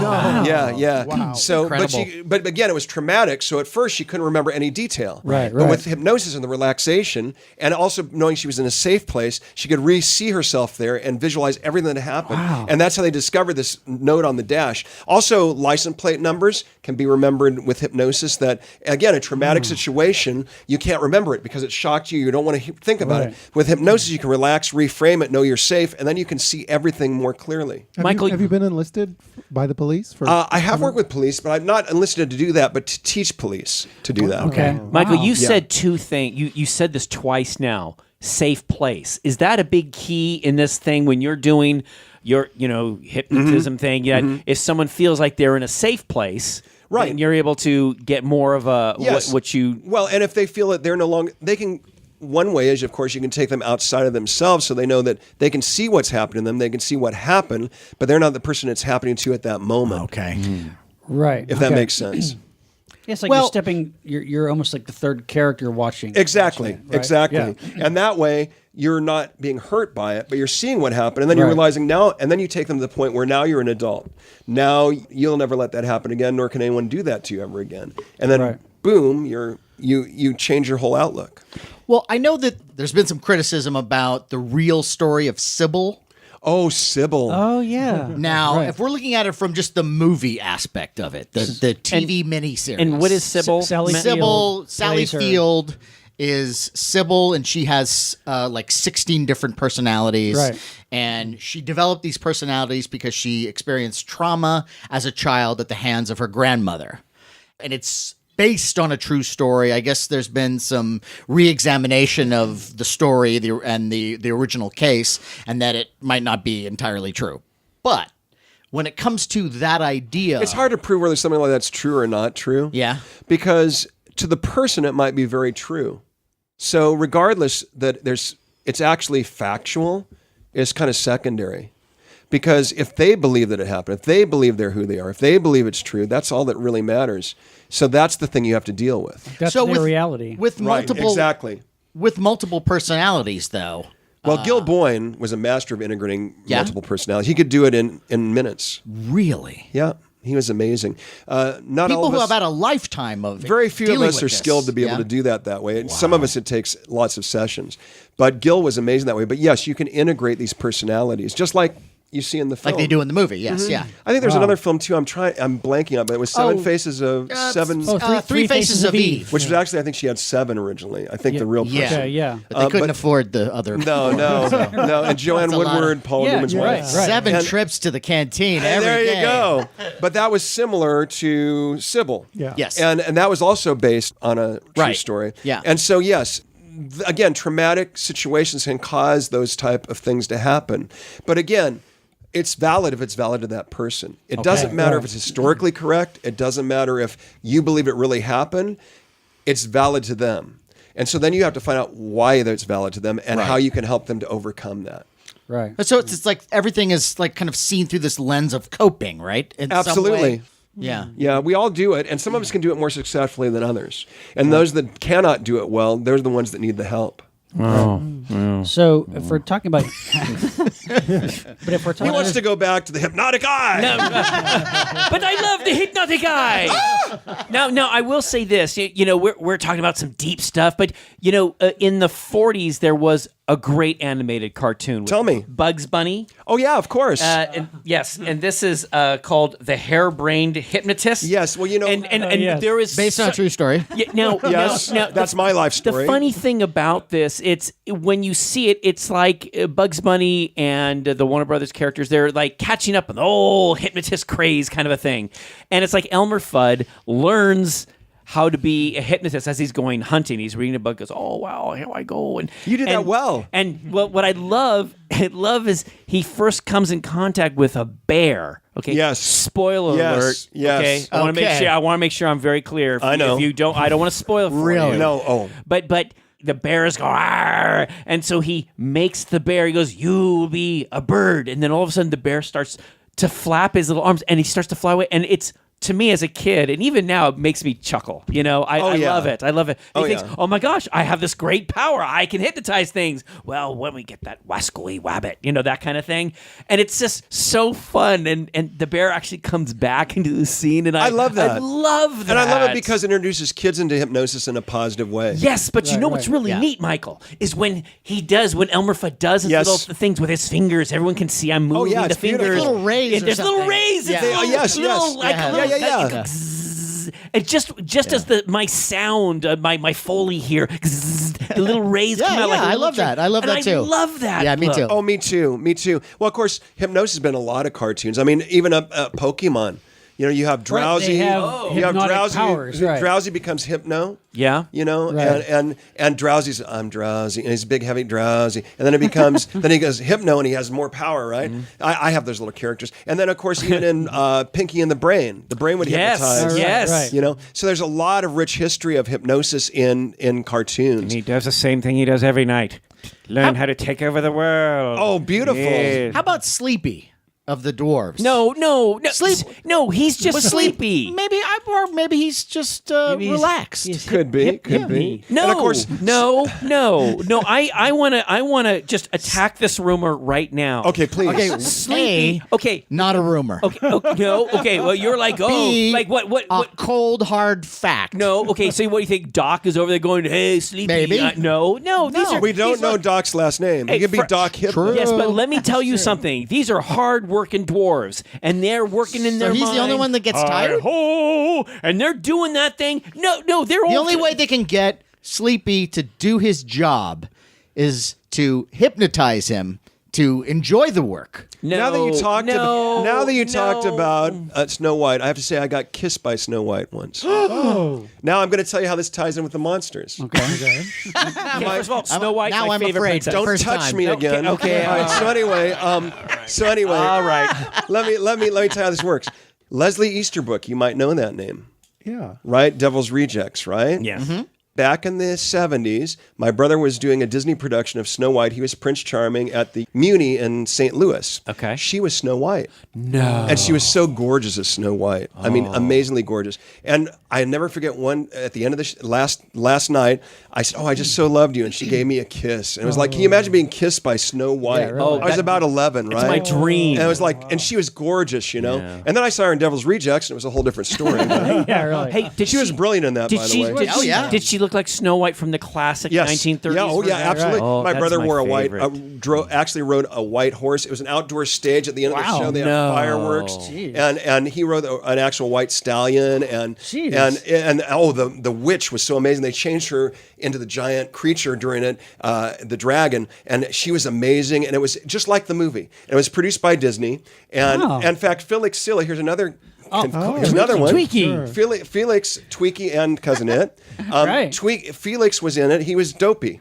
Oh my God. And, yeah, and He's been in so he became many a family things. friend of ours. And, Really? Yeah, and he used to buy cars from my dad. and so a couple different connections there with Wow. the Addams Family and Devil's Rejects, and Oh my yeah, gosh. but getting kissed by Snow White when you're 11, it was like so amazing. It's like I can't even explain how I felt that moment. That would put me in a relaxed state. Yeah. Well, yeah. Now, just to clarify, I just want to say now in Snow White there is no dragon in it though. Oh, Just boy. Sorry. Here we go. Sorry. And I know where you're going. You're doing the whole Sleeping Beauty. Yes, Right. Sleeping Beauty. Sorry. But that's okay. That's It's- okay. sorry. That's all right. He would not I need have some been hip- able to go to sleep tonight. No, Not you're right. She corrected just you. becomes the hag. That's right. Speaking of some 40s hypnotist stuff, Apple, though, dearie?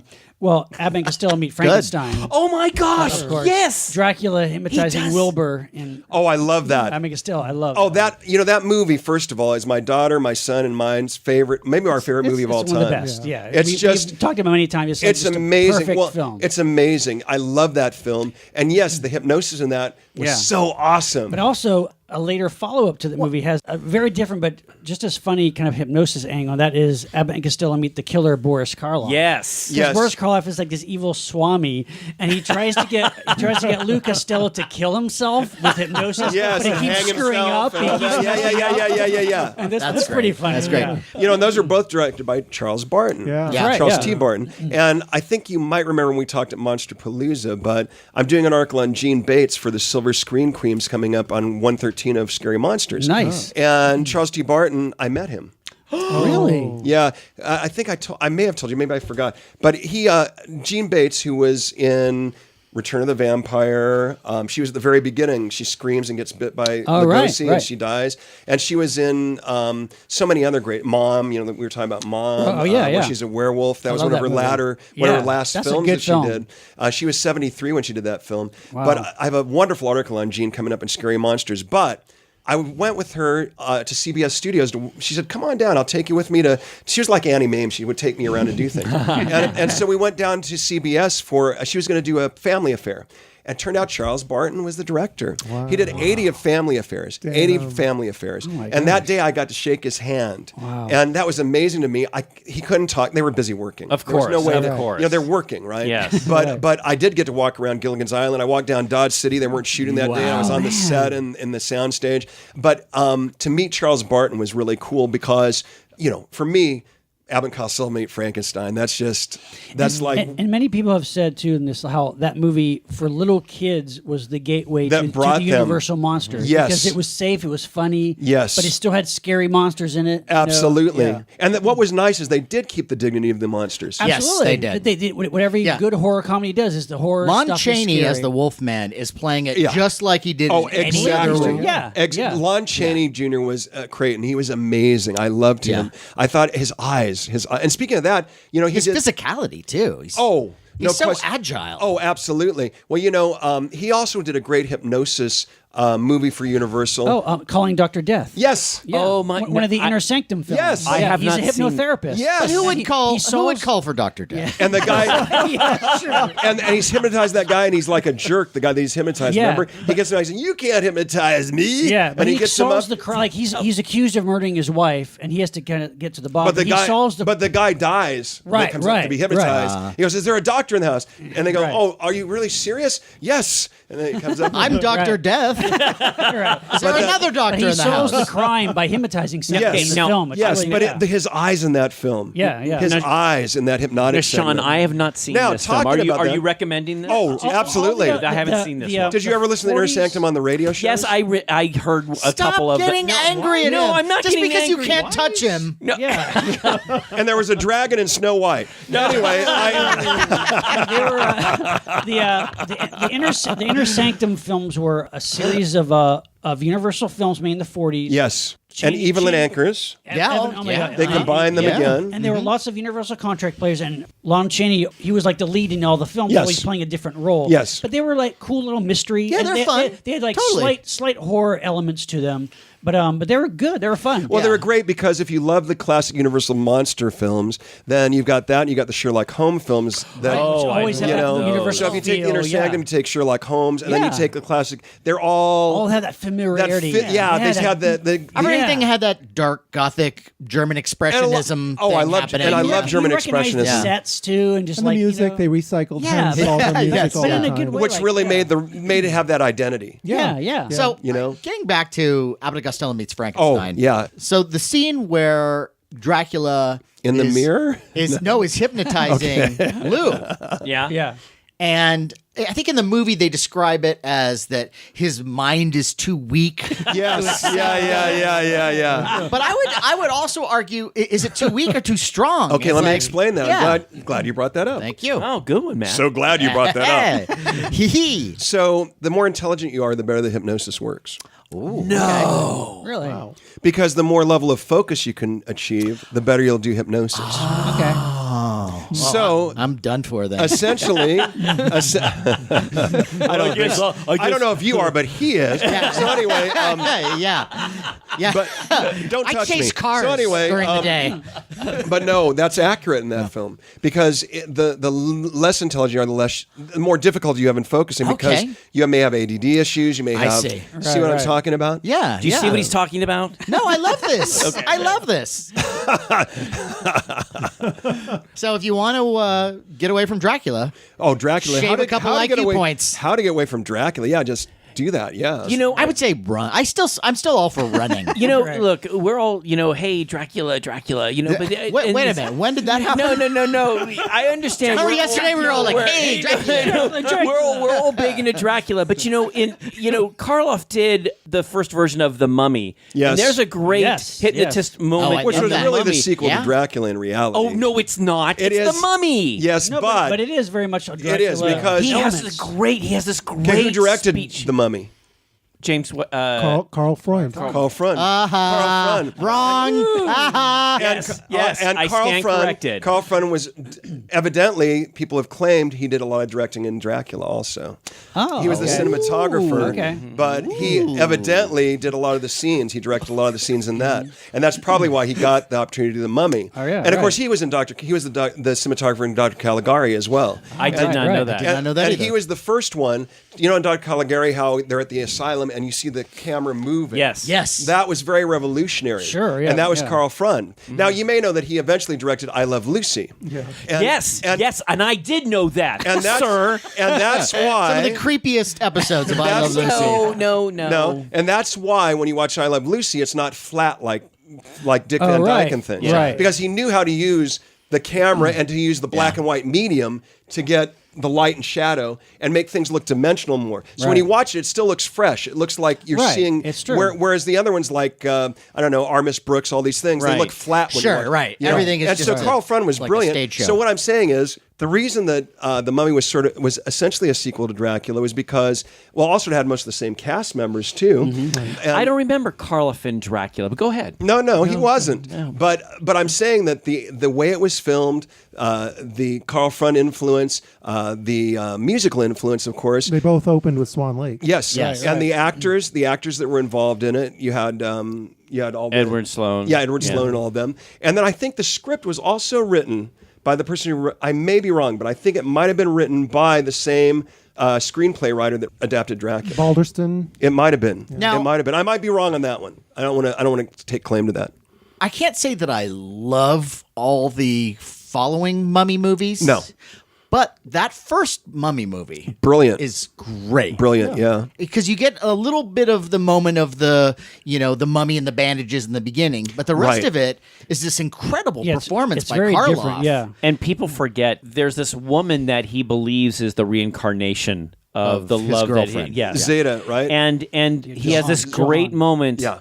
with it, using his great voice. And she was a And he's- spiritualist, by the way. That's right. real- That in is, real life. yes, in real that's life. true. Real Yeah. life. Mhm. She was a very strange individual, but interesting, fascinating. He is trying to get her to recall her past life, and he Yes, says, that's you will- right. you will not remember what I show you now, but I will show you scenes of pain and love. I'm sorry. Let me put in my teeth. It's a great line, and I forgot to it's put my bridge back in. Looks in that pool. The Yeah, mirror in kind the of Yes, the pool. mirror where, pool, like, exactly. Yeah, that you were Mirror mentioning. gazing. Yeah, Sorry, I won't exactly. touch you, but like in a pool. Yeah. Yeah. But that's that's, again. What that's you a also classic. see in Sherlock Holmes and Woman in Green. Oh yes, yeah, there's some. That's right. There's a pool, and and they're using this effect. That we're saying this. It means an Archimedes spiral. Archimedes But they spiral. have flowers. She has flowers in a pond in a bowl, and they spin in an Archimedes pattern style, and they gaze into that. Very similar to gazing into the pool in the Mummy. Yes. That's right. Now jumping ahead. I don't How think- far ahead? I don't think we can talk about 2015. horror and hypnotism without discussing Get Out. Oh, okay. sure. Yes. Because that is Get a very Out. unique use of hypnotism. Oh, really? I'm sorry. Jordan Peele.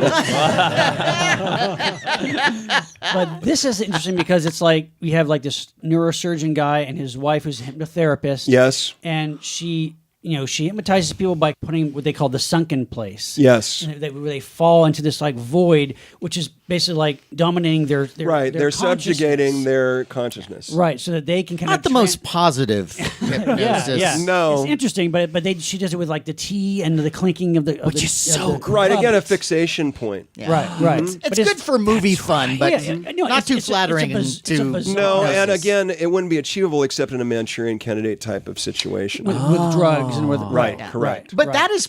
But it's an excellent film. It is. No, Oh, I it's- love And I'm going it. to tell you, it freaked me out. Yeah. Me too. Yeah. Me too. And going from the hypnosis to what you finally find out is happening in the Yeah, movie. yeah, it's so bizarre. I mean, because anytime There's a you, lot of stuff that you got to buy to go along with that. Oh, ride. yeah. That's But the thing, anytime you I lose, bought it. It I pulls, did but, too. but it pulls off its preposterous premise because it's so well Absolutely. acted and it's Yes, kind of- no, it was great. because It was it's great. plausible implausibility. yeah. I mean, It look, brought you into their world. Hey, look, you're Mr. I am Human not Mr. Centipede. anything. You're Mr. Human Centipede. So come on. A lot of hypnosis in that. Yeah. They wish they had He is a hypnosis. centipede? No. It's, Oh, he doesn't look anything like the monster that challenged the world. Anyway. Oh, that's a good one. but that's a great and also, hypnosis but it is. film. I love the way visually they convey that sunken place. Oh, it's that, beautiful. That idea of like how you're. Well, it's just like falling like I love backwards. Stir of Echoes for that reason. Stir of Echoes. Yeah. Do you remember when they're when she hypnotizes him? And in fact, I utilize that induction that they use. That's what we do. What we call it, the hypnosis part of what we do in induction. And so you know the part where he's sitting in the movie theater and he's seeing the screen and then the words on the screen and the theater goes dark. I actually use that very same induction to hypnotize people.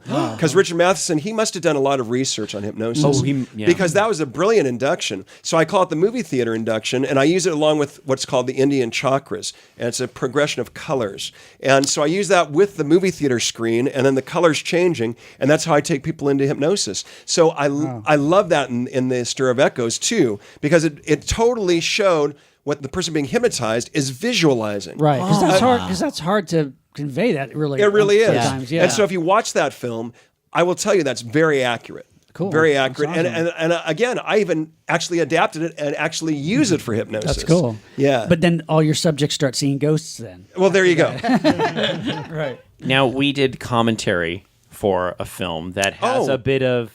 Would you? I mean, it's not necessarily with sodium pentothal. but we're talking about the alligator people. Oh, alligator people. That's the idea- that's with Lon Chaney, right? 1959. Yeah. Yes. And the idea is that Beverly Garner has had this She was very experience that pretty, is too. so- Beautiful. Beautiful. Yeah. such a horrific experience. I would love to go to her hotel. Hey now. I'd like to be that swamp. Yeah. You know, she had a hotel in Yes. Beverly, So we Lovely we woman. go into great detail in the commentary, sir. Wonderful. I suggest Don't call me out- sir. Anyway, go ahead. Run out and get it. The idea is that she's had an experience so horrible that she's blocked it from her That's right. consciousness. So Yes. with the help of drugs, but also kind of like being induced by these psychiatrists while she's Yeah, in and this suggestion. state, that she starts recalling what happened. But only through that is she able to kind of like remember that. Yeah. And of all things that you want to forget, the alligator husband is- person chapter of your life. But see, the funny thing is, when she comes out, She doesn't remember. doesn't remember it. And they She's- struggle yeah. with It's the true. idea of telling her. And Right. They, Yeah, they decide. finally decide, no, let's not tell her, which is a great decision. Yeah, that sometimes that is the decision with real hypnotherapy. Sometimes Really? Yeah, you don't want to you suppress. You don't want to suppress a memory, okay? Because by doing that it makes it worse, right? But sometimes you just simply stop at a certain point because you realize going a step further might be more traumatic than just taking it to where you can and then releasing that part and letting the other part go. So is there like any legal or ethical things that through hypnotherapy that people have to adhere to as far as I don't know, just certain things that if people don't want things to be known or Yeah, is there you know, hypnosis malpractice? Yeah. Well, the thing is that because there's always a positive outcome with hypnosis, we haven't really dealt with that much. I mean, because again, we're not psychiatrists, we're not psychologists, we're not administering drugs, we're also not doing a roadmap, as I said. So they're actually doing their own healing. It's a self-healing process. Okay. So generally speaking, we don't have that issue come up. Okay. Yeah. Okay. So things like helping a person quit smoking Yeah. or sleeping well Yeah. or Dropping some weight. that stuff can work, right? I mean, that's, Oh, absolutely. I've helped a lot of people do that. I lost 60 pounds with self-hypnosis. Really? And I lost it in about 4.5 months, 5 months. Yeah. Nice. Yeah. But what it doesn't make. Okay, let me explain something. Unlike within the monster films, hypnosis won't make you do anything, right. but it will help Even you if to you do have a something. hypnotic eye. The hypnotic eye. The hypnotic eye. Hypnotic eye. Ooh, I like that. But Gil would love this if he heard this conversation. But he's long gone, sadly. But the thing is, what I was going to say is that it will help you to do something. Help you do something that Right. you've already made your mind up to do, Right. but it'll reinforce it and make you do it faster, more efficiently, and more easily. Right. Okay. So can you do a thing where it's like, this celery is chocolate cake? No. No, you damn can't. it. You can't make someone. You can't make someone believe something that's not true. Yeah. But what you can do is help people to enjoy things in a different way. Okay. This celery is delicious. Delicious. Yeah. It could be, yeah. Okay. You could do that. You could do that. Grasping But- at straws here. What have you got against celery? I don't. It's just Straws are illegal in this county. Anyways, Brussels sprouts. Brussels sprouts. We'll make Matt love Brussels sprouts. No, go one step deeper. Asparagus. deeper. Asparagus. You don't like asparagus? I hate Asparagus. Do you like asparagus? I love asparagus. Most people do. If it's cooked appropriately, yes. Yeah. Yes. Then you yes. like asparagus because there, to me, there is no appropriate cooking unless it involves like a garbage disposal. The proper way to cook But then asparagus. if you use a garbage disposal, it's like mush. no, You it's need- feeding the garbage disposal. Frankenstein liked asparagus. Well, he liked anything at Yeah, that point. yeah. Well, it was Yeah. green, you know. Yeah. Asparagus, Michael, a question about Yes, please. about the past lives. We're going to get back to reality here, okay? This better have something to do with asparagus. Have you ever hypnotized someone who conjured up or somehow brought up a past life unconsciously or subconsciously and spoke in a language that they consciously didn't know they spoke? Colleagues of mine have. Really? Really? Yeah, yeah. But again, do we know the source of that language? Right. Do we know? Yeah, there's no concrete way You know, to know. when you're dealing with the human mind, it's such an amazing tool that, see, in life, everybody teaches what to put in our mind. They never teach us how to use our mind, right? In school, all they do is, you're like a hard drive. They're pushing information in you, but they're not teaching you how to work the hard drive, how to make the hard drive. How Are you listening, Larry? I am. Yeah. I'm listening. So the deal is, that's what hypnosis does. It gives you the power to look. We all have a right to change our minds, and that's what hypnosis does. It gives you the power to change your mind. Oh. I like this. I got a lot of mind to change. Well, I don't mind that. So anyway, Are there any Ta-dum. other like horror themed hypnosis movies that you like that you? oh, there's fans many of them. There's Like, what are many some of other them. ones? Well, what about Dracula's daughter? I mean, this is from I love that ring 1936. that she wore. And The because ring, the right. interesting thing about this And is what's the ring? It's a ring. It's a fixation object. Well, see, now that you've explained this, now it's like, oh, because to me, it was like, oh, someone's using a light, someone's using this, this is a woman. It doesn't using matter a what ring. you use. Well, Right, that's what right. I'm learning here today. I mean, you can look at the microphone and you can do it. You know. Right. So right. you are educating me. Oh. On this. Wow, you particular mean I thing. have some brains? That's not Yeah, brain. no, brain. What's brain? No, but it's like what's interesting is this woman who. Brain. What's brain? Yeah, Come yeah, on. brain. Star What's Trek. brain? Well, I thought. Igor. Oh, I thought you were doing It's Star Trek. Yeah. Oh, that too. Brain. What is Spock's brain? brain. Brain. What is brain? Oh yeah, Spock's brain. That's one of Sue Murphy's favorite lines. Well, previous Yes, guest, friend of yeah. the show. The beleaguered Spock's brain. But getting Boy, back, that's talk about jumping the shark brain. Oh, boy. Oh, you're telling me. You're Okay. Turnabout Intruder was pretty close too, though. Although that's got some. But I love it, some though, fun because it's acting. so- Just Oh. for Shatner's acting Bill Shatner. alone. Yeah. Oh, amazing. Yeah. You will obey my orders. filing his Tour nails de on the force. bridge. Tour de force there. That's a one-man Yeah, show, well, right? it's- Or one woman. It's Yeah, either way you look at it. a classic Star Trek, but that has nothing to do with hypnotism, though, if I recall. Does it? Spock can hypnotize No, people. but there are 2 episodes in Star Trek that have to do with hypnotism. Okay. Isn't a mind meld, in a No. sense, kind of a hypnotism thing? Not really. No. It's which more ones, mental a thing. Okay. But I'm trying to think of the 2 episodes, but it's the ones where he's at the penal colony and they have the hypnotic. Oh, yeah. yes. Dagger of the Mind. Dagger of the Mind. And there's Yes. one other one. You're right. Oh, yeah, That's like that's the right. hypnotic There was eyes. 2 episodes Yeah. that featured hypnosis. A really powerful hypnocoin. It was. Yeah. It was. Sure. And you know, it was an auditory thing. It was sort of, you know, it was very overwhelming. And That's true. Of course, we don't know if in the future they might be able to use, you know, audio, which, you know, beyond Sure. what we're Right, doing. right. Yeah. So there might have been suggestion going on along with the. Well, there Right. was. He was saying things while it was Yeah. happening. Yeah, it's You like- will so- forget that well, this ever happened. No. It's like a suggestion, a light suggestion. You're hungry. Oh boy, when I get out of here, I'm going to have that. Yeah, chicken that's Right. right. and But Right. That's the other thing I wanted to hit on, though, is the whole idea of subliminal messages. Yeah, subliminal is different because Because that's not hypnotizing. most but it's- studies have proven that subliminal suggestion is not that effective because it deals with the conscious mind. It doesn't Right. deal with the Okay. unconscious or the subconscious. We deal with subconscious. I wouldn't say unconscious, but it doesn't get past that critical factor. And as such, Okay. it can be effective, just like Right. meditation. Any of those things are effective. They're all similar to hypnosis.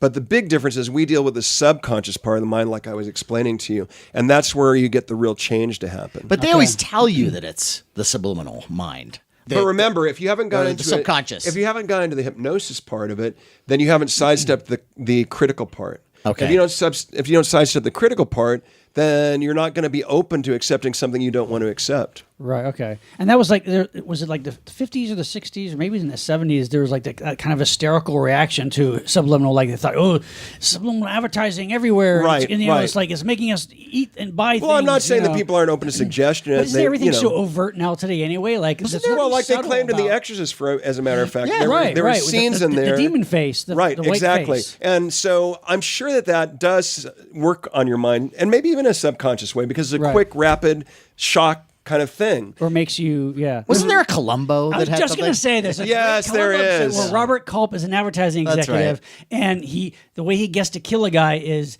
they're screening something, and he puts out like Kill yourself. no, he puts like a hot desert or something, and flashes. Into Oh, this- right. Yeah. So that the guy gets up and gets some water. That's when he shoots him. It's Wow. great. Well, there was a Lee Majors movie called Agency that was all about an advertising agency. That I love Lee Majors. You know, when I was 16, I was his golf caddy one time. no, Yeah, and it was just You have all these it was- celebrity encounters. It was like- cool, yeah. It was close encounters. We gotta have of him a back for that. celebrity Yeah. kind. Yeah. So I was being his golf caddy at the celebrity golf tournament, and during the time, also interestingly enough, his bodyguard loved to do magic, so he was doing magic for me all day, billiard, multiplying balls, all these things. But at the end of the day, he had his golf ball. This was before $6 Million Man, the summer before. Okay. Oh. Okay. And he had his golf ball, which had Owner Marshall and Big Valley on. Uh-huh. And so, Right. And he said, you know, kid, I want to tell you, coming up is going to be a new TV movie, and it's sort of like James Bond, but he's a superhero. And he goes, it's Cyborg. he said, I think you'll enjoy it. It's called $6 Million Man. Wow. And he goes, so if you get a chance to watch it, So I think you you'll said like Always it." get these guys right before they break. Roger Yeah, I Moore, do. Right I before do. He becomes James Bond, and like, geez. Yeah. And then he went back to golfing and went. Yeah, he did. He did. But I said to him at the end, I said, "Can I have your game ball?" He said, "Sure, kid." And he threw it to me, and I still have it? Oh, it's on my desk in my office. Yeah, but Lee Majors, he was really nice to me. Great guy. He seems and- like he's a cool guy. Yeah, and it was so. And when I saw the $6 Million Man, I said, "Wow!" Yeah, I'd always yeah. loved him in Big Valley anyway. Sure, yeah. People Because, you know, when we were people little, forget that he was cowboy in all movies these were other big. shows and Yeah. stuff. Cowboy stuff was so big when we were young. And of course, he was in, as far as kind of horror movie, monster movie thing. Remember, his first cameo was uncredited. And I think it was it Berserker Straitjacket with Joan Crawford? Oh, Straitjacket is Berserk. Those are both. I think it's Joan Crawford Straitjacket. movies. Yeah. I think it's I think it's Straitjacket. But anyway, he had an uncredited cameo. That was his first film with Joan Crawford. wow. That's awesome. Yeah, of course. I'm sure you've seen him on Ash versus Evil Dead. Oh yeah, of course, Yeah, of course. So great. Still still around, hilarious. still- Still Oh got yes. the Oh yes. chops. He's great. Oh yeah, absolutely. Yeah. Oh, I love Lee. He's a great guy. He was one of those guys that's not an actor's actor, but he was a great star. Straitjacket. You know? Straitjacket. Straitjacket. Thank Yeah. you. His very first thing. Thank you. uncredited. Yes. Yep. Yeah. But yeah, he was that type of guy that you can't pin down. He just had that star thing. Yeah. Yeah, Yeah. yeah. It's true. You know, you can't make that. You can't. No, create you it. cannot. No, I've tried. Believe me. Speaking of Nothing. 70s television, Yeah. does this ring a bell? we go. Okay. Does this ring a bell? Yeah. The fault lies not in our stars, but in ourselves. I may be lost in the stars. I know it, but I don't know it. The Odd Couple. Oh. There was an Odd episode. Couple. There was an episode in one of the later seasons where Oscar met a girl who was disgusted with how sloppy he was, so he had to get hypnotized into becoming neat. And I remember it now. there was a cue whenever Felix said this quote from Shakespeare, the fault lies not in our stars but in ourselves, then Oscar would go, Shakespeare, and then he'd suddenly become neat. Wow. Yeah. Part of the reason I I bring that gotta up, check that out. part of the reason I bring that up is because it's sort of I don't know if it's a trope or this is a real thing, that an audio cue, Oh yes. is it? We do what we call. Yeah. Go ahead. Please go ahead. Telephone. Telephone. Oh yeah. Donald Pleasance, it's again sleeper agents where they're Donald Pleasance calls them on the phone and recites a Robert Frost poem. Right. Promises and that to makes keep- them go out and like do some sabotage. How about something shorter? How about kumquat? This is from Yeah, it would be easier. 1977, Yeah, Sean. The Hot Rock, Afghanistan. Oh, wow, yeah. Afghanistan banana stand. Right. That's the trigger phrase that Robert Redford tells the guards that he can let him into the bank or Yes. something, right? Yeah. That's a good one because that's it's a not good one one. that people are going to say a lot. Yeah. No. Yeah. No. Well. And well, it's short. Right. Well. We'll go back to another one too. Mask of John. We want to get to. Yes. But anyway. Because you asked me, my brain's still working on other horror movies and monster movies. So, as far as what you're talking about, post-hypnotic suggestion. Right. Right. We do that in hypnosis shows all the time. You know, so I'll take them out of the hypnosis, but I'll give them a suggestion previous to that. Then when they return to their seats, I can get that. I just simply say a word and they'll respond to it, and they won't know why they did it afterwards either. They'll be out there and like I'll show you afterwards. It wouldn't be great on here, but for instance, I do one Shia LaBeouf where I tell them they're going to be Shia LaBeouf, and you're going to tell everybody, do it, just do it. So they get up there, and when I say, and They just start hitting each other. the show's over, and I say you're going to tell them that they've got to succeed, and they just have to do it. And so I say Shia LaBeouf, and they'll get up and they go, just do it, and they'll start screaming at the high over, or I do the Flintstones. They go yabba dabba doo, and they keep doing it over and over and over. Now does something like that last though? Like if somebody else said the word later? It can, again, with hypnotic drugs. You can do a lot of things. But as far as a natural one, it's just right there at that moment. That's so crazy. But once I release them from real thing, but they're already out of hypnosis. I bring them all out of hypnosis. Right. Right. But yet they snap back into it instantly on that key word. That is crazy. So yes, I do that all the time regularly. So the idea, I mean, a movie like Telephone, or I mean, it's a movie, but like if you have more time to condition, if a condition with drugs and stuff, because a year later, oh, absolutely, told a phrase. Absolutely, I'm sure I wouldn't be so surprised if Sirhan and a lot of these people were conditioned in that way. God, that's amazing. That's crazy. For those who don't know Sirhan, he supposedly assassinated Robert Kennedy. Yeah, I think it's been proven. Yeah, I think so. But I think there might have been others involved too. There's always others. Yeah. I'm into conspiracy stuff. Oh, yeah. Cool. Well, but that's another show. Yeah, We'll have to have you back for that one. We got 2 more shows for you. Right. Well, when it comes to television, Yeah. one of my favorite shows of all time is The Prisoner. I love The Prisoner. yes. Patrick McGowan. Yes. Yeah. And there's one episode in particular, I don't have the title right in front of me, but I think it's called The Schizoid Man. It is. I think that's Yeah. right, maybe. And it's where they, using drugs and I guess hypnosis, they convince him to do all these things that make everyone think that he's not himself. That's right. And they've got a That's lookalike right. who is his double, and the lookalike is saying, "No, I'm the real number 6." Right. Yeah, That was good. and I love that one. Oh, It's that whole so series was crazy. great. That whole series was great. Talk about groundbreaking. I still kind of can't believe that movie is on primetime television in the 60s. Like, I mean, not like American television. You know, like it's just. If it weren't for Secret Agent and Danger Man, I think that.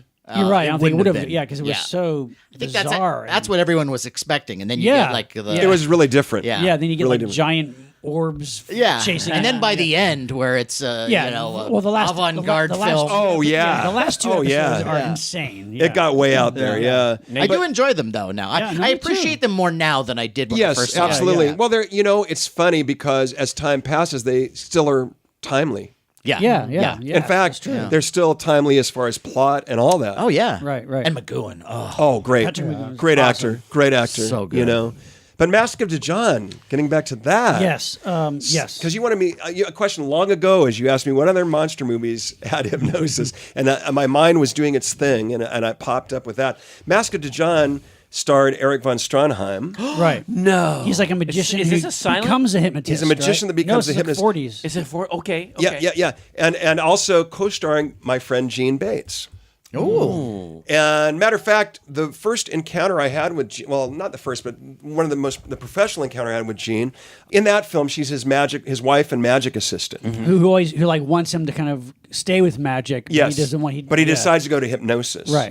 And for a while, he's kind of a hero with the hypnosis, where he stops a robbery and things, but then he kind of uses it for nefarious Right. reasons. But at the very beginning of the movie is Jean Bates getting her head chopped off in a guillotine, right. which is really a cool thing. Grabs your attention right off. Right. So, but when I was doing a show for the, and I love that film, Mask of Dijon. That's a good one. I yeah. love it. It's kind of like film noirish. It is film noir, totally. Which dips into horror, but it's, Yes, yeah, it is kind of horror. It's sort of like, it's like that. Yes. Yeah, I have it not is. seen this film. it's good. Yes. Oh, yeah, that one I would very much Yeah. recommend. But Gene, we were doing my brother and we did a lot of fundraisers for the military and also things to help the guys over at Sawtell Hospital, the vets. And so we're doing a show for the vets one Christmas, and Gene was on the show, and I had a new levitation. And I said, and I had no one to levitate. And I said, gee, I wish I could do this. She said, you know what? I can do it. I said, what? And she said, yeah, I'll do it for you. And she said, I was in Mask of Dijon. I know exactly how to do the levitation. And I said, really? She said, yeah. So she took about 15 minutes. She did the show perfectly. She was singing on the show because she also was a vocalist. And so she did my levitation and she made the show for me. She was amazing. So that's why my article back to my article, it's called Plug away. It's called I Levitated a Scream Queen. That's in the Scary Monsters 113 coming out the 1st of June. Nice. Well, now, speaking of which, I'd like to talk a little bit about Scary Monsters, which is a magazine that has been around for a while, and it's a great kind of like throwback, kind of old school monster lovers magazine, like Famous Monsters. It's like how Famous Monsters used to be, because it had the pulpy paper. Yeah. A lot of puns, a lot of humor. A lot of bang for your buck, too. It really is. Yeah. In the latest issue, there's going to be 170 pages. Wow. Now you've done several articles for this magazine. In fact, I was runner-up for Best Writer of the Year for the Rondo Hatton Awards this year. Fantastic. The Rondo Hatton Award. Yeah. I lost to the lady who does Rue Morgue.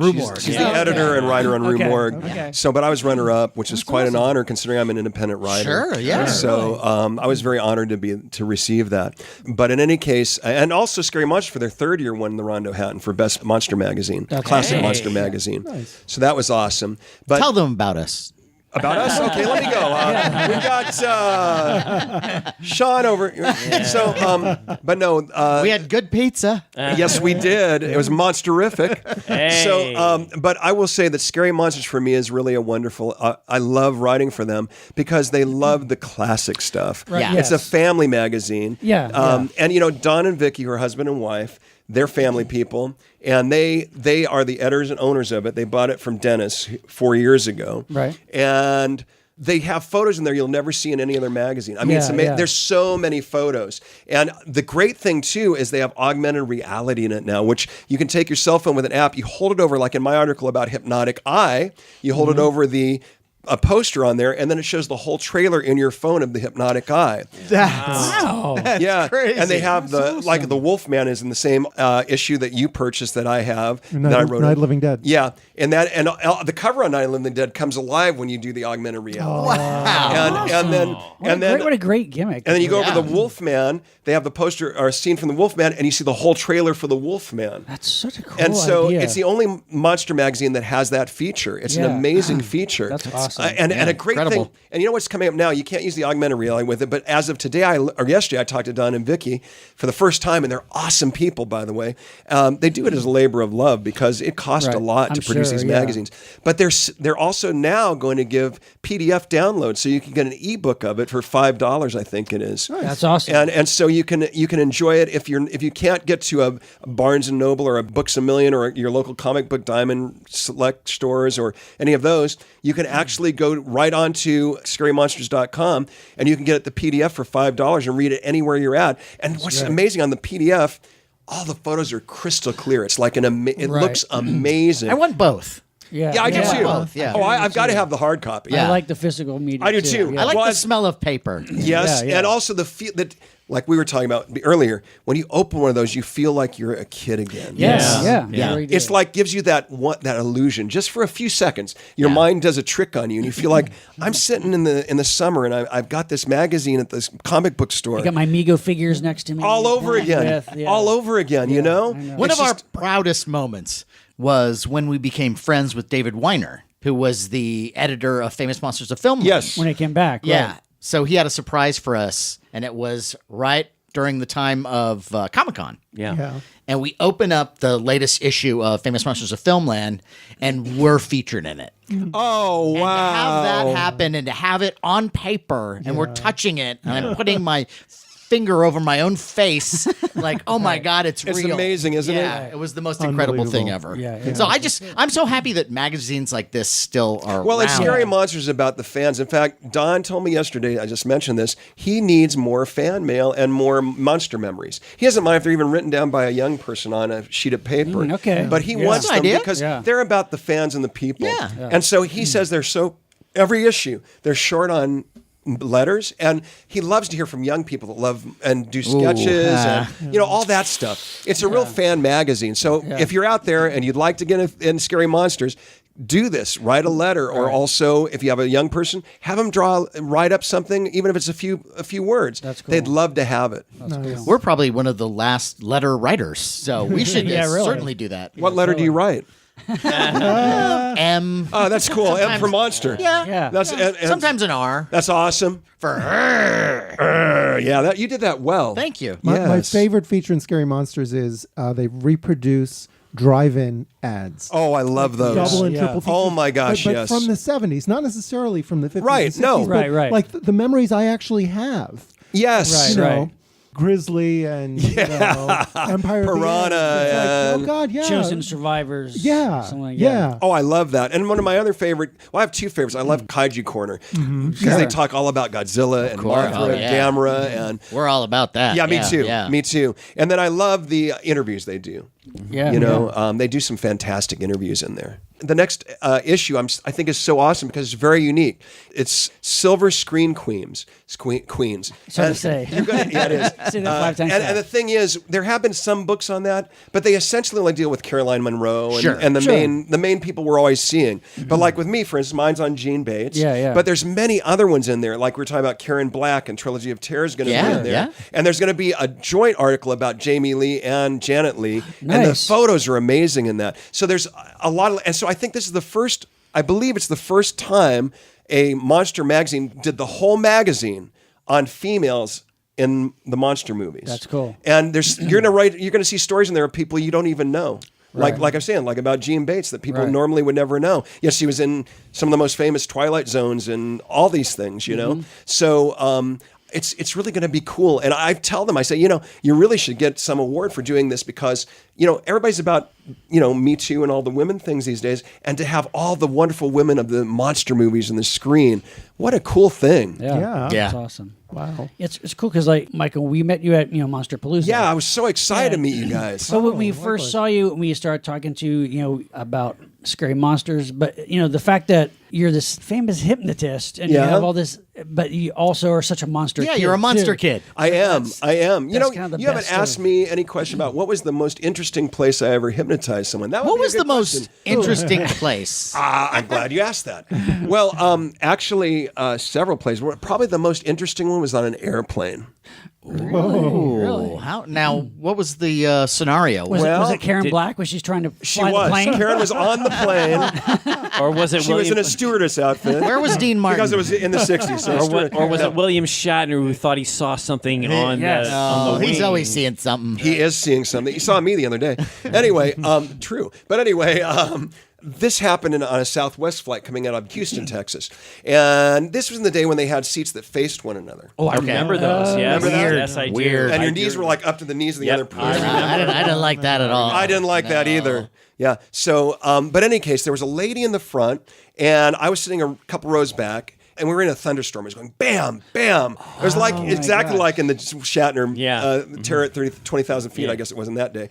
The remake was 30,000, I think. But anyway, so she was just about ready to let everything go. She was all white, pale, and her husband went to the restroom. So I told the flight attendant, I said, listen, I'm a hypnotherapist. I can fix her. And so I said, talk to her husband. If he wants me to do it, if he can relinquish his seat across from her, I'll go up and give me 5 minutes and we won't have a problem. So he came out and said, yeah. She said, yeah. So I went up, I hypnotized her, and we're going bam, bam. The flight's dropping like 20 feet at a time and jumping 20 feet, and lightning's going on the outside of the windows. And it was really insane. So anyway, they said yes. So I went up there and I spent about 7 minutes with her. I hypnotized her. I gave her suggestions that the plane, everything she hears, all the movement and noises means it's working perfectly. And that means you're safe. By hearing those noises, feeling that movement, every movement makes you feel safer and safer. And I got done with her, and when I got done, she was drinking and laughing and everything. And all the people around her said, "Can you hypnotize us?" I said, "Only one time for free." My wife really needs that because she any kind of kind of turbulent God, and she flies all the time. I was going to say the amount of time she I know, flies it's all the crazy. time. Well, I make audio sometimes for people like that, so they can put it on when they're flying or use their MP3 and get hypnotized and overcome it. Yeah, because I'm the exact opposite. The plane can be things falling out of the overhead, and I'm still reading my book. I'm like, as long as it's not snakes on a plane, right? well, see, that would be kind of fun because you get bored. That's true. The fourth hour in, I'd welcome some snakes. Well, that's true. Yeah, Michael, now are you still doing your Danger Magic? Oh yeah, I tour with Danger Magic. Yeah. Explain a little bit what that is, though. Well, Danger Magic is sort of presenting, and I also have a haunted magic show I'm going to do. Nice. Yeah, I'm going to be at the Old Montana prison in Deer Lodge, Montana. I did a reality show, The Haunted Collector, and they did an episode at the. Absolutely, it's very haunted. Yeah. I spent last summer. I did a whole ghost hunt there. Okay. I was performing in the town, and I talked to the people there. I said, "Could you give me access at night to this place?" And they let me and my wife go up and video and do whatever we wanted all night. We went up the tower where the prisoner that was doing the uprising, he ended up by mistake shooting his gay lover, and then he committed suicide in that tower. And strange things happened. I was standing at the old Tower 7, which where the entrance was originally to the prison. Okay. And we were just taking a casual selfie the night before. I didn't even know I was going to be able to do this the next day when I talked to them. And strangely enough, there was a face in the window behind me. The next day when I went into that Tower 7, it was totally clear on that window. There's nothing there. And while I was in there, my ghost hunting equipment went dead. I had brand new batteries. It all went dead. And then I was in the, the room where they took the photos of the prisoners as they were being inducted into the prison. Okay. I went in there and I started asking questions. Well, it was so strange because on my electromagnetic EVP. Yeah, my EVP. What happened was every time I asked a question, it would answer with beeps. Every time. It's weird. It was crazy. And I'll tell you my Star Trek ghost story in a minute. But anyway, so June 14th, I'll be there at the prison. I'm doing a haunted magic show. We're going to do sort of like a magic /seance cool thing. We're gonna do necromancy and speak with the dead, and it's gonna be interesting. Awesome. And then I'm gonna follow up by leading people in a ghost hunt in the prison. Nice. Wow. Sounds awesome. That's a good time. Yeah, that's my latest thing, my haunted magic. I love that stuff. It's gonna be so cool, and I have a homicide book from the 50s in New York that we're gonna try and connect with that, and it's gonna be amazing. Great. So that's one thing. But the danger magic, which is my usual thing that I tour with, it's all organic magic phenomena, and it's all danger stuff. Like we were talking about, where I put my hand in a wolf trap. Yes. I do the classic Houdini razor blades too, swallowing razor blades. So crazy. I break an arrow with my neck. And actually, last summer I was doing that demonstration at the end of my show, and it pushes up against a board which a person from the audience holds. So they're right there with me, like as close as you and I are, so they can see everything happening right here. Right. Well, anyway, that time when the arrow snapped in the middle, the back of the arrow had so much energy in it, it actually shot out and it impaled me in my leg. Oh my God. And so I had to actually yank it out of my leg during the show. Oh my God. And it was insane, you know. Danger. Oh yeah, danger, Will Robinson, danger. But yes, it is dangerous. Wow. And so, but I learned from that one always to wear safety glasses during that demonstration. Because I thought, what if that had shot the other way, and went right in my eye? Did you have to stop the show? No, I'm on an adrenaline. Actually, when I'm in a show, it's similar to the rodeo rider. I'm in my zone, so I don't really feel pain because I've already dealt with feeling pain for several of the demonstrations. So I don't really feel pain per se. Wow. I also do a bullet catch in the show too. So I'm sort of in that realm anyway. So I don't worry about it. During the razor blades last summer, I slit the tips of my fingers off, and I'm bleeding during the show. And I just went through the whole show with my fingers bleeding because I couldn't stop the blood. It just, but it made it more authentic, right? It was like, oh wow, it was like, that's a good show. He's got street cred now. Really. And did you have to go to the hospital? I'm assuming. I have before. Yeah. I did an electric chair escape at Magic Mountain out here many, many years ago. And during the escape, I ripped my arm open. Yeah. Does your wife, is she involved in any of your shows in any way? She's or actually does she- my photographer, videographer. Does she worry about you ever? I mean, In many ways. doing this. Yeah, that's true. Yeah, but no, I don't think she. I think she. Yeah, she cares about me in that sense. I think my daughter Ilea, she's the one. She's also a big monster fan. Oh, okay. She loves the classic Is she Universal named films. after Ilea from Star Trek: The Motion Correct. Picture? Wow. So now I'll reveal my son's name, Wesley. No. Oh my! Is your cat named Persis? You're a hard. What's that? Is your cat named Persis? No, but cat name. But anyway, so I think my daughter especially worries about me more than anybody. Right. Yeah. And I worry about you. thank you. My daughter and I cosplay and stuff, so we have a lot of fun cool. doing that. We love. Awesome. In fact, she's going to be Morticia because that new movie coming out when we Yeah, do yeah. Monsterpalooza is the same month, so she's going to be Morticia this year. So we just got the beginnings of the costume in the mail day. And she Nice. tried it on. Awesome. She's a teacher, and so is my okay. son, and so is my wife. She's retired now, though. Do you have like a painting of yourself in an attic or something? Because the way you've been You look talking, great. Yeah, the way you've been talking, like you from stuff from back in the '60s and '70s. Well, I'm 62. Seriously? Yeah. Yeah. You Wow, look, you look fabulous. Really good. Oh, for thank 62. you. So, Michael, Yeah. you don't have a Michael Mesmer, Dorian Gray type picture. In Don't the tell attic. anybody. Or is it hypnotism? Do you Yeah. like tell your face? You know what I Yourself think it in a is? suspended I think if state you're a of, like, monster kid, youthfulness. I think if you're a monster kid, you always stay young. There you go. I agree. Monsters are good for you. I was going to tell you really quick too about I need the Star Trek. Yeah, I want to tell you about that. Yeah. Please. This will blow your mind. Okay. It blew mine. So I didn't even go into alien stories. We'll do that at a different time. But I was, they used to have the Star Trek experience at the Hilton in Las Yes. Vegas. Oh, yes. Oh, yeah. yes. Which was awesome, right? Oh, Yeah. yes, it was. The bar. just- and- I stole oh a my menu. Gosh, yes. Yeah, I love loved going it. in there and Why? singing We should've Klingon kept and that. smacking on the tables. And I have a Malota. A friend of mine was one of those Klingons. Oh, really? Walking around. Well, I used to sing with them, and my kids would love it because we slam the tables and we sing Malota and everything. But anyway, so I was at a conference there in the Hilton, and which is now the Westgate, obviously. And so after the conference, I always stop by the Star Trek experience because my son, as I say, I have an extensive Star Trek. He's, as I told you, he was on toys that, all the things. He's got amazing. He's got everything. Yeah. So I always went there to buy him things as presents when I would come home. Right. This is before my daughter, I think, was alive. Any case, bought some things, walked out, had the Star Trek experience bag. And, when you walk out to the parking lot at the Hilton, there was a concrete thing in the middle. You walk across. In fact, I saw Elvis 15 times at the Hilton. But anyway, you walk out and there's a concrete divider between the two directions of the cars. I went out there, had the bag, and then a young lady was standing. She goes, I was in Star Trek. I said, really? She said, yeah, I was in Enterprise. I said, wow, so that's great. And she said, yeah. I said, well, I always get something for my son. She said, that's wonderful. And then a car went by really loud with a loud engine. And I turned my head, and when I turned back, she was gone. But I figured, she went inside or she went wherever.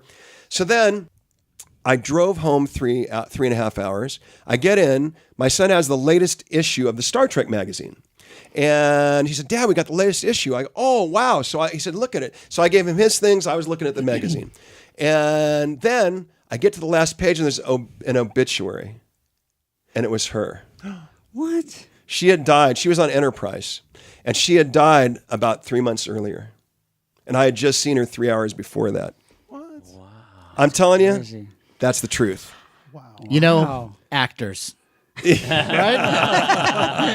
they won't give it up. But that is the honest truth. Wow, And then that's the next amazing. year I went up to Vegas, and related somewhat to that, my friend and I were staying at the Sahara, which is now something else. And you come out, you go across to where the parking garage is. There's 2 elevators. There's 2 ladies in the elevator with drinks. We run up there and say, hold the elevator. They don't hold it. We get almost there. You know how you do. And then the elevator doors closed. Then we push the button. They open right back up. The ladies were no longer there, but their drinks were on the ground. Whoa. Then we went up in the elevator to our floor, and when the doors opened, they were staring at us standing in the corner of the parking lot. Wow. And my friend said, let's get out of here. We got in the car, and we got out of there. So It's like the Vegas equivalent of the twins from the Overlook Hotel. yes, exactly. And the good imagery. And so, Older and drunks now. yeah, right. But it was really, I'll tell you, those two, I learned that day that spirits aren't always like ghosty things. Right, They right. look They're just just like like- you and right, they I. just appear They and- look like right. you and I. Right. But that blue. My son will never forget that. He remembers it to this day because it was really shattering, emotionally Right. shattering to us. Wow. That's Well, creepy. Michael, you Fantastic stories. You have so many amazing Yeah, stories. I mean- The one thing I've got from this is I think I've learned a lot about hypnotism. But That's wonderful. We have to have you back. Oh, Yeah, sure. sure. Yeah, We yeah. can have you back for a Absolutely. number of Yeah, different another- topics. another Actually. show. Yeah. So thank you so much. Oh, it's for my being with pleasure. us. You guys are Such a amazing. pleasure. And if you have I'm sure you have a website. Please Yeah. give us Yeah. all that information. Oh yeah, if you're interested in having me for a show or something, it's www.mezmer MEZMER.info info, and Danger Magic is www.dangermagik.com. Awesome. Yeah, dangermagic.com, and I'm on Facebook too, and all that. So yeah. Awesome. Oh, And don't forget, if you'd like to get into Scary Monsters, scarymonsters.com. I love those guys. They're really awesome people. Awesome. that's great. Nice. And I love you guys. You're awesome too. Hey. We love you, and this Yeah, was this such a has great been show. So much fantastic. fun and just really just like, yeah. educational Yeah, and yeah. entertaining. Kinda weird, yeah. And no, it's beautiful. Cool. Like I think I need to look into this. Yes. Yeah. no, hypnotherapy. Me too. For I sure. know. It really is an awesome tool. Yeah. If anything, I learned a lot about the hypnotic eye. The hypnotic eye. Don't touch me. Well, I'm not going to touch you, but I want to raise my glass and I want to toast you. Cheers to you guys. Yay. It was awesome. The best show I've ever been on. Time for a listener shout out.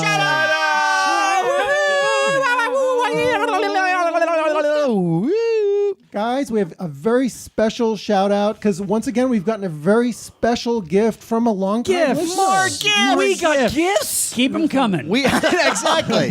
No, most people will go like, "Oh, we don't need this," and yes, no, we want No, all that you have to give us. I am very touched. We are not all like over- Mr. We Greedy all- over oh, here. You're the only one that's touched.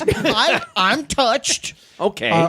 Longtime friend and listener Walt Keegan from New Jersey. All right. Walt Gift box. Keegan. We love Walt. And we are opening it here live for the first time. Dun, dun, dun. And Watch out, it's booby Here we trap. go. for We each got of some us. like popcorn And these are- from the box. This Ooh. is wrapped differently. Oh, this is my. great. Wow, they're Individually individually for us. assigned to Aside from us. that. Matt. They're individually sealed for freshness. Do we do Okay. the? There's notes. Do we There's do the a note. notes? Wait a second. There's something There's else so here. much stuff. Oh, and the biggest one for the all-powerful Larry, of course, gets the biggest Look gift. at this. Okay, so Look at this. what we need Wow. to do, each of these have notes attached, Okay. but Walt included a message saying that we should open the gifts first and then read the notes. Okay, all right. We should do it one how at a do- time. Then. So do we open the gift and then read the note and then Yes. move on to the next person? Yes, yes. Okay. Okay. So who's How do you gonna want to do start? this? Matt, why don't you start? All us right. off? Hold on. Wait a minute.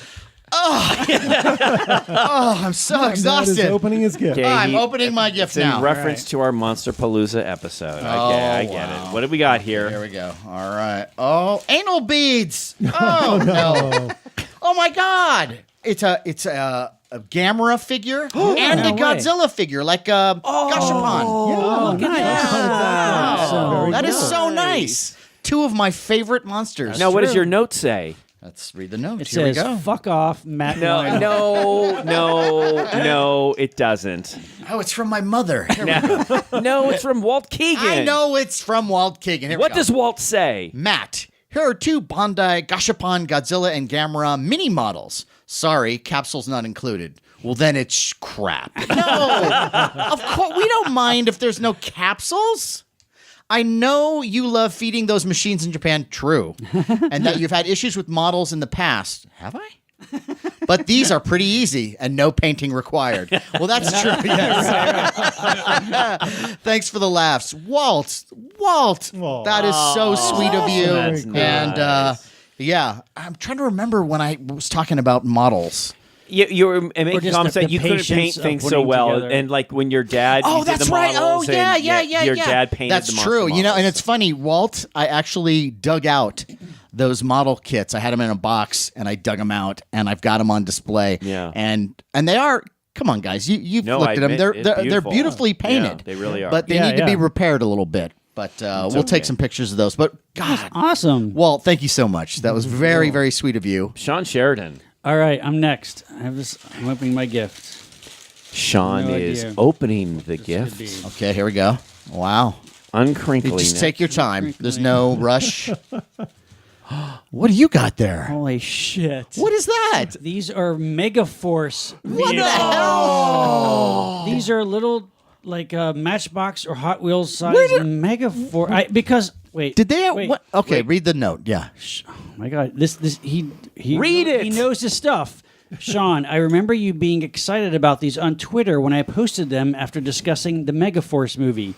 These do show somewhere as they were mine when I was a kid. What? But I think you will enjoy these more now than I will. Sorry, I don't have the flying motorcycle. That's okay. Well, oh my That's God. incredible. Wow, this is fantastic. No, I absolutely. He had posted on Twitter a while back these Megaforce vehicles. These are actually from Mega. Those are toy cool. line From Wow. Megaforce. Those are really. I had my no God. idea they made. Anything. Well, I didn't either until he posted them on Twitter. So It just needs a little Barry Bostwick with his Yeah. hair all Custom perfect. made I have a pretty good idea Barry what Boston. your Yeah. present is going to be, Larry. Okay, well, actually, This I is thought James awesome. was going to Spandex.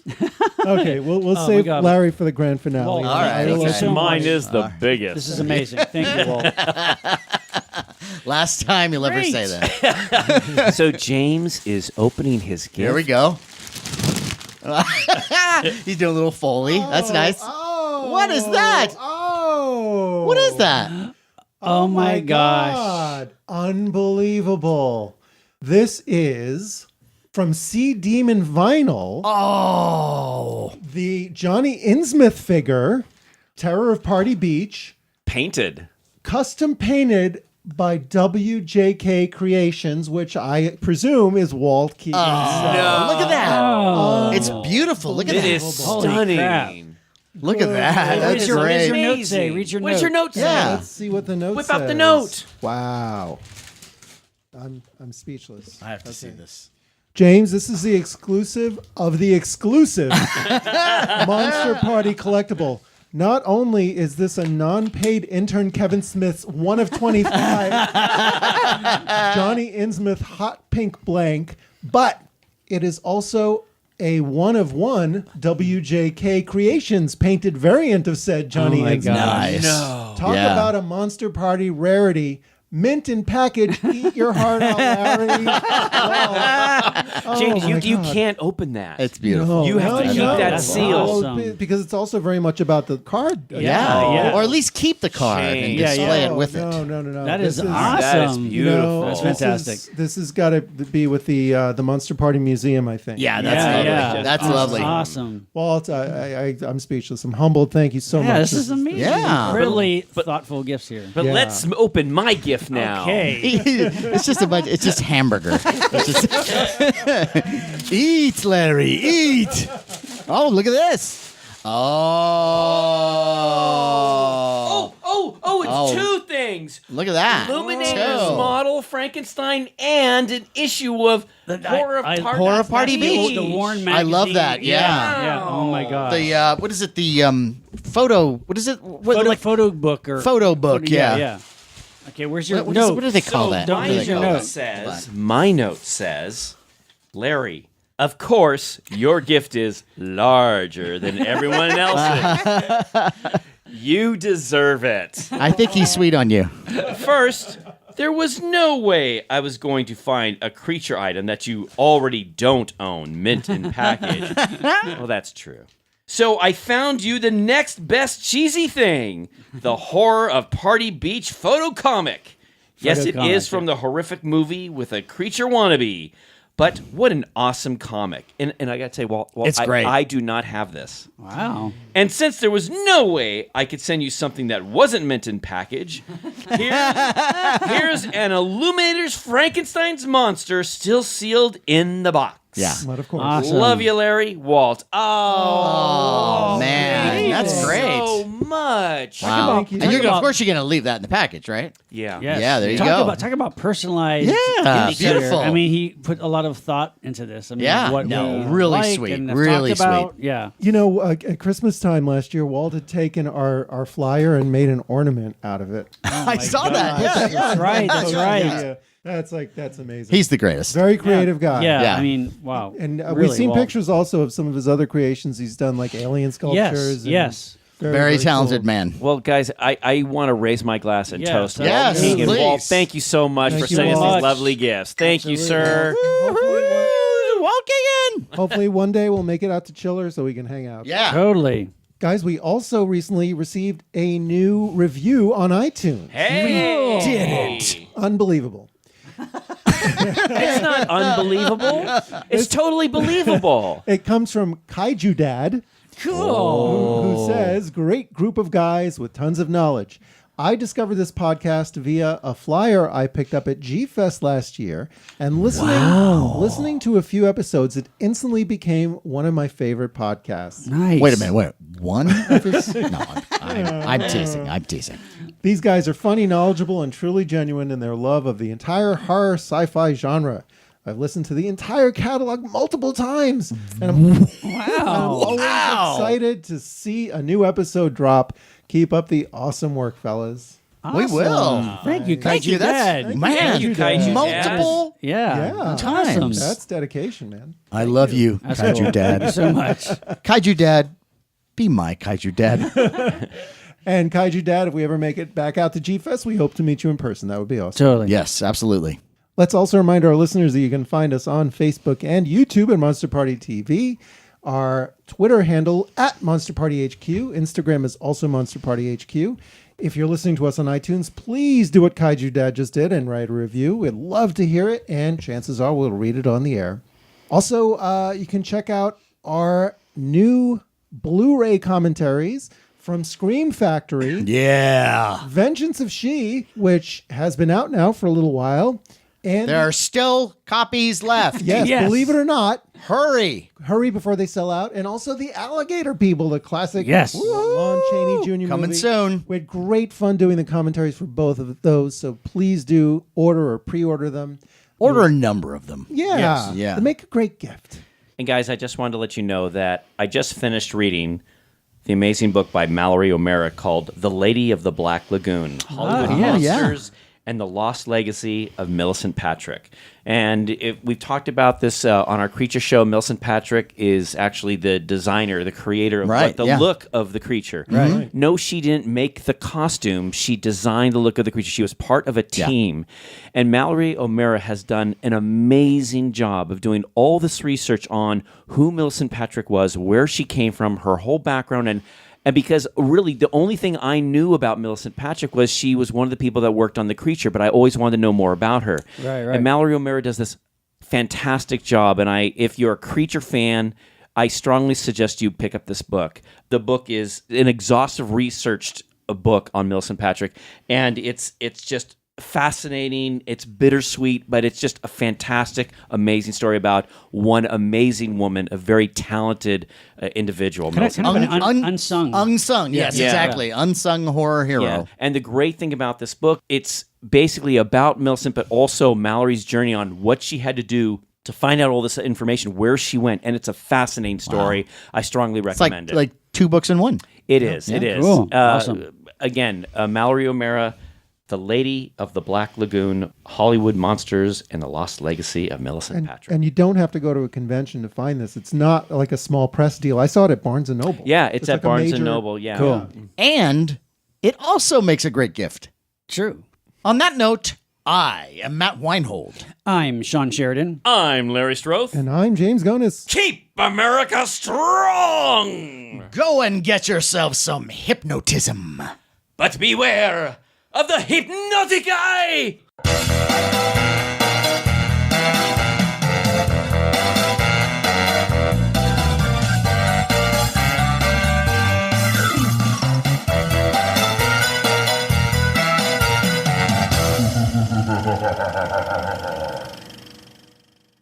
Well, it's not like I didn't do that with everything, but I did. I started to kind of what you stopped at said. 3. I would. There's one that I would open, one I'd keep in the package, but We're talking about toys. Yes. Do you have 3 sets of Dick Tracy figures from the 1980s movie? no, because I sold those because I realized when I All of had- them or just one set? Did you like? Did you have 2 sets?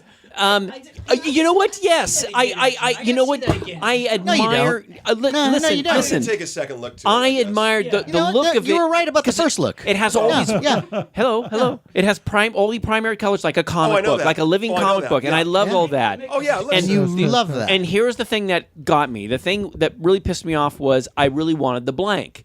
And you couldn't find, and it was hard to get. And I was so mad that I couldn't find it. I said, "Fuck it, I'm done with Dick Tracy because I can't find the freaking blank." And then I didn't know what was underneath the blank. I didn't realize that you could take the blank face off. And guess what was underneath it? Madonna's face. Oh wow! And then I flipped out because I thought Dick Tracy watch. because I thought to myself, "Oh my God! I mean, if I pull it off and there's Madonna, I mean, I would love a Madonna figure." I guess I'm supposed Anyway, to use this, right? but that's another story. No, I love Madonna, but I like. You know, this is great, but our topic is Dick Tracy. No. Dick Tracy. Dick Tracy. Hello. Very good. Test. You sound good. Okay. Hello. Yeah. There's some additions in this room. I added the shelves. Nice. You see these? Beautiful. Yeah. The shelf it's just a work in progress right now. But ultimately, Is that the smog creature?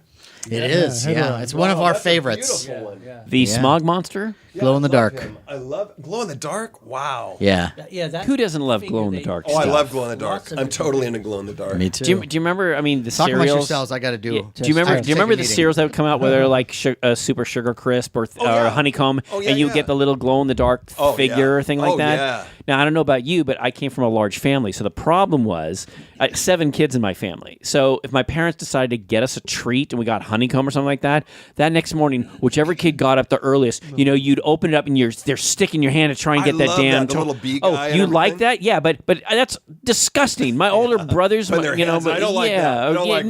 no. I have OCD, so I don't like that. And then the other thing is, there's only one toy.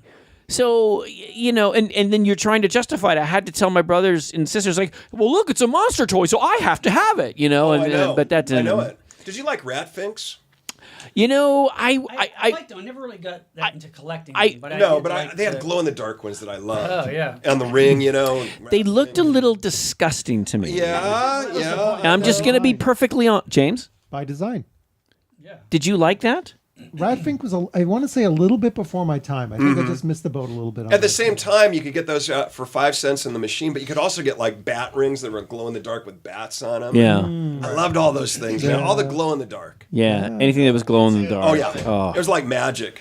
I remember as a kid having like a glow in the dark skull necklace and holding it up to the light for like 5 minutes and turn off the light. And of course, my eyes are now blinded from the light, but the skull would glow. Oh, yeah. I love that. Anything like that was magic. It was true magic. But you had to be careful because as a kid, I remember going to Ben Franklin, the local dime store, and they had things that looked like they glowed in the dark, but they didn't. They kind of had like, let's say, a black You're light right. paint. You're right. And I'm thinking, oh, it glows in the dark. It's like you turn on, hold up the light. But and no. And I'm like, No. I didn't realize I needed a special lamp. Also, there are things today that say they're glow in the dark, and they will glow in the dark, but they glow very faintly. They do. Because remember, like the old toys, Because they don't use the crazy chemicals. Yeah, that's what we need. I need You're We right. need chemicals. the toxic. By the way, my son just acquired a cool thing. So He got collects too? the Liberace movie that stars Garrick from Deep Space Nine. You cannot get that movie. It's impossible to get. It's on VHS. He just acquired it. Nice. Yeah. Wow. So he said he'll make me a copy when he gets it. So I'm a big Liberace. I met Lee one time. He's a nice guy. Really? Yeah. But I went to the museum. I love the museum. oh yeah, well if the house is still there, but it's owned by somebody else. But you can go there and take photos, and his logos are still on all the fence. And Oh, everything. wow. It's out by the airport. It's kind of broken down a little bit, but it's cool to go In there. Vegas? If you're in Vegas, go find it. It's cool. So, Michael, how we do this is Matt is he's gonna introduce the show with his creepy voice. We introduce ourselves. We say what the topic is, and then what we do is we're going to say, well, and then we have this amazing guest, and Sean is test. going to Can you hear introduce me? you. And once we do, that's when we go to town, Can you okay? hear me? I'm not hearing Wherever, myself whatever very you well. want. And then Yeah, you just guys as sound fine. just Okay, as cool. a little piece of advice, it's like we're on radio. So right now you're too far from the I know mic. that. You're going to have to. Getting back because you said and I breathe. You're going to hear me. We like that. So no, but I'm just staying back till you guys introduce me. And of course you're See, Mr. that's how much of a pro he is. He's 2 steps ahead of you. You see, here's He's the thing. 2 collections ahead of you. No, okay, look, I get that, but what you need to know is I do that Okay. with everybody because not everybody's so. Hey, he's Mr. Pro. I get it, but some people go, Oh, what is okay. this All microphone right. But I here? need 3 mics. One that's in the package. One. Touche, sir. Yeah, the mic in the package. You would probably have that, wouldn't you? Okay, see, now that's being stupid. What if it was a Star Wars mic? Creature from the Black Lagoon microphone. Okay. Oh my God! Wow, remember it. I broke him. I remember it. Okay, see, you bring up an interesting thing because let's get to this. Okay, I don't want. Let's go. Let's go. We'll fight after the show. Are we ready? Okay. Okay. Good. Okay. Everyone. Moment of silence. Wait, do we all have our notes? We do. Yes. He's got him right in his noodle. He does have notes. He's got him right in his head. No, did you write them on your pants? Oh, okay. And we can do a simulated photo for me later of us guys, right? We can do any kind of photo you want. And Sure. and I'll be taking. We'll be taking. pretend. And we're gonna be taking. I'm gonna be taking photos throughout the thing. And, Well, and then you can take mine and take a few. we'll do Yeah. that too. You know how to do it. The nude photos will be later. No, there's no. What, Yes, there will be. what Why is do you it? lie every time about the nude photos? There's this thing. Larry? Sean brings up nudity every time. Because there's nudity. Are you and Gina nudists? Yes, they are. You like the creature, right? Look at the nudist right there. Yeah. He's nude. Stark naked. The only Universal classic monster who's naked. Yeah. Oh, I never thought of that. Yeah. He's a nudist. That is true. Yeah. He Good is. point. Well, he is a creature. You don't see. Yeah. You don't see alligators Yeah. or snakes out there wearing clothes. But there will be nudity on this episode because Michael's going to hypnotize. Oh, okay. Yes, And then right. we'll have Okay. us take- Okay. Look. Well, that's the other thing look, too. Do you mind doing a little But here's thing with any of us? Don't or make how do you anyone feel? take Okay. off How can shirts. we do that works for a podcast? Not shirts. Though? Well, We do it with audio wise. That makes That's the only problem. I don't think it'll come across like the audio. nothing's unless you make us say something. But I can certainly do it later, Yeah, no, yeah. I'm not going to make you do anything. no, I think you should. Do you know? I actually had this nightmare that you guys made because I said I don't want to be hypnotized because I had this thing. Larry, you will open your Minton package Micronaut tonight. And I had this. No. Let's do it. Yeah, that'd be great. He's just like I'd be 4 a.m. The last thing just he's ripped open. What have I done? Then you know it's real. Yeah. Oh, that would be horrible. I'd be sad. It'd be kind of beautiful though. You would laugh, wouldn't you? No, I wouldn't laugh. but Yeah, it'd be cathartic for me through you. All right. This is great. Are we recording? They're wrapped. We are now recording. Okay. Here we go. But Hi, James. What do you got there? okay, Hey. right.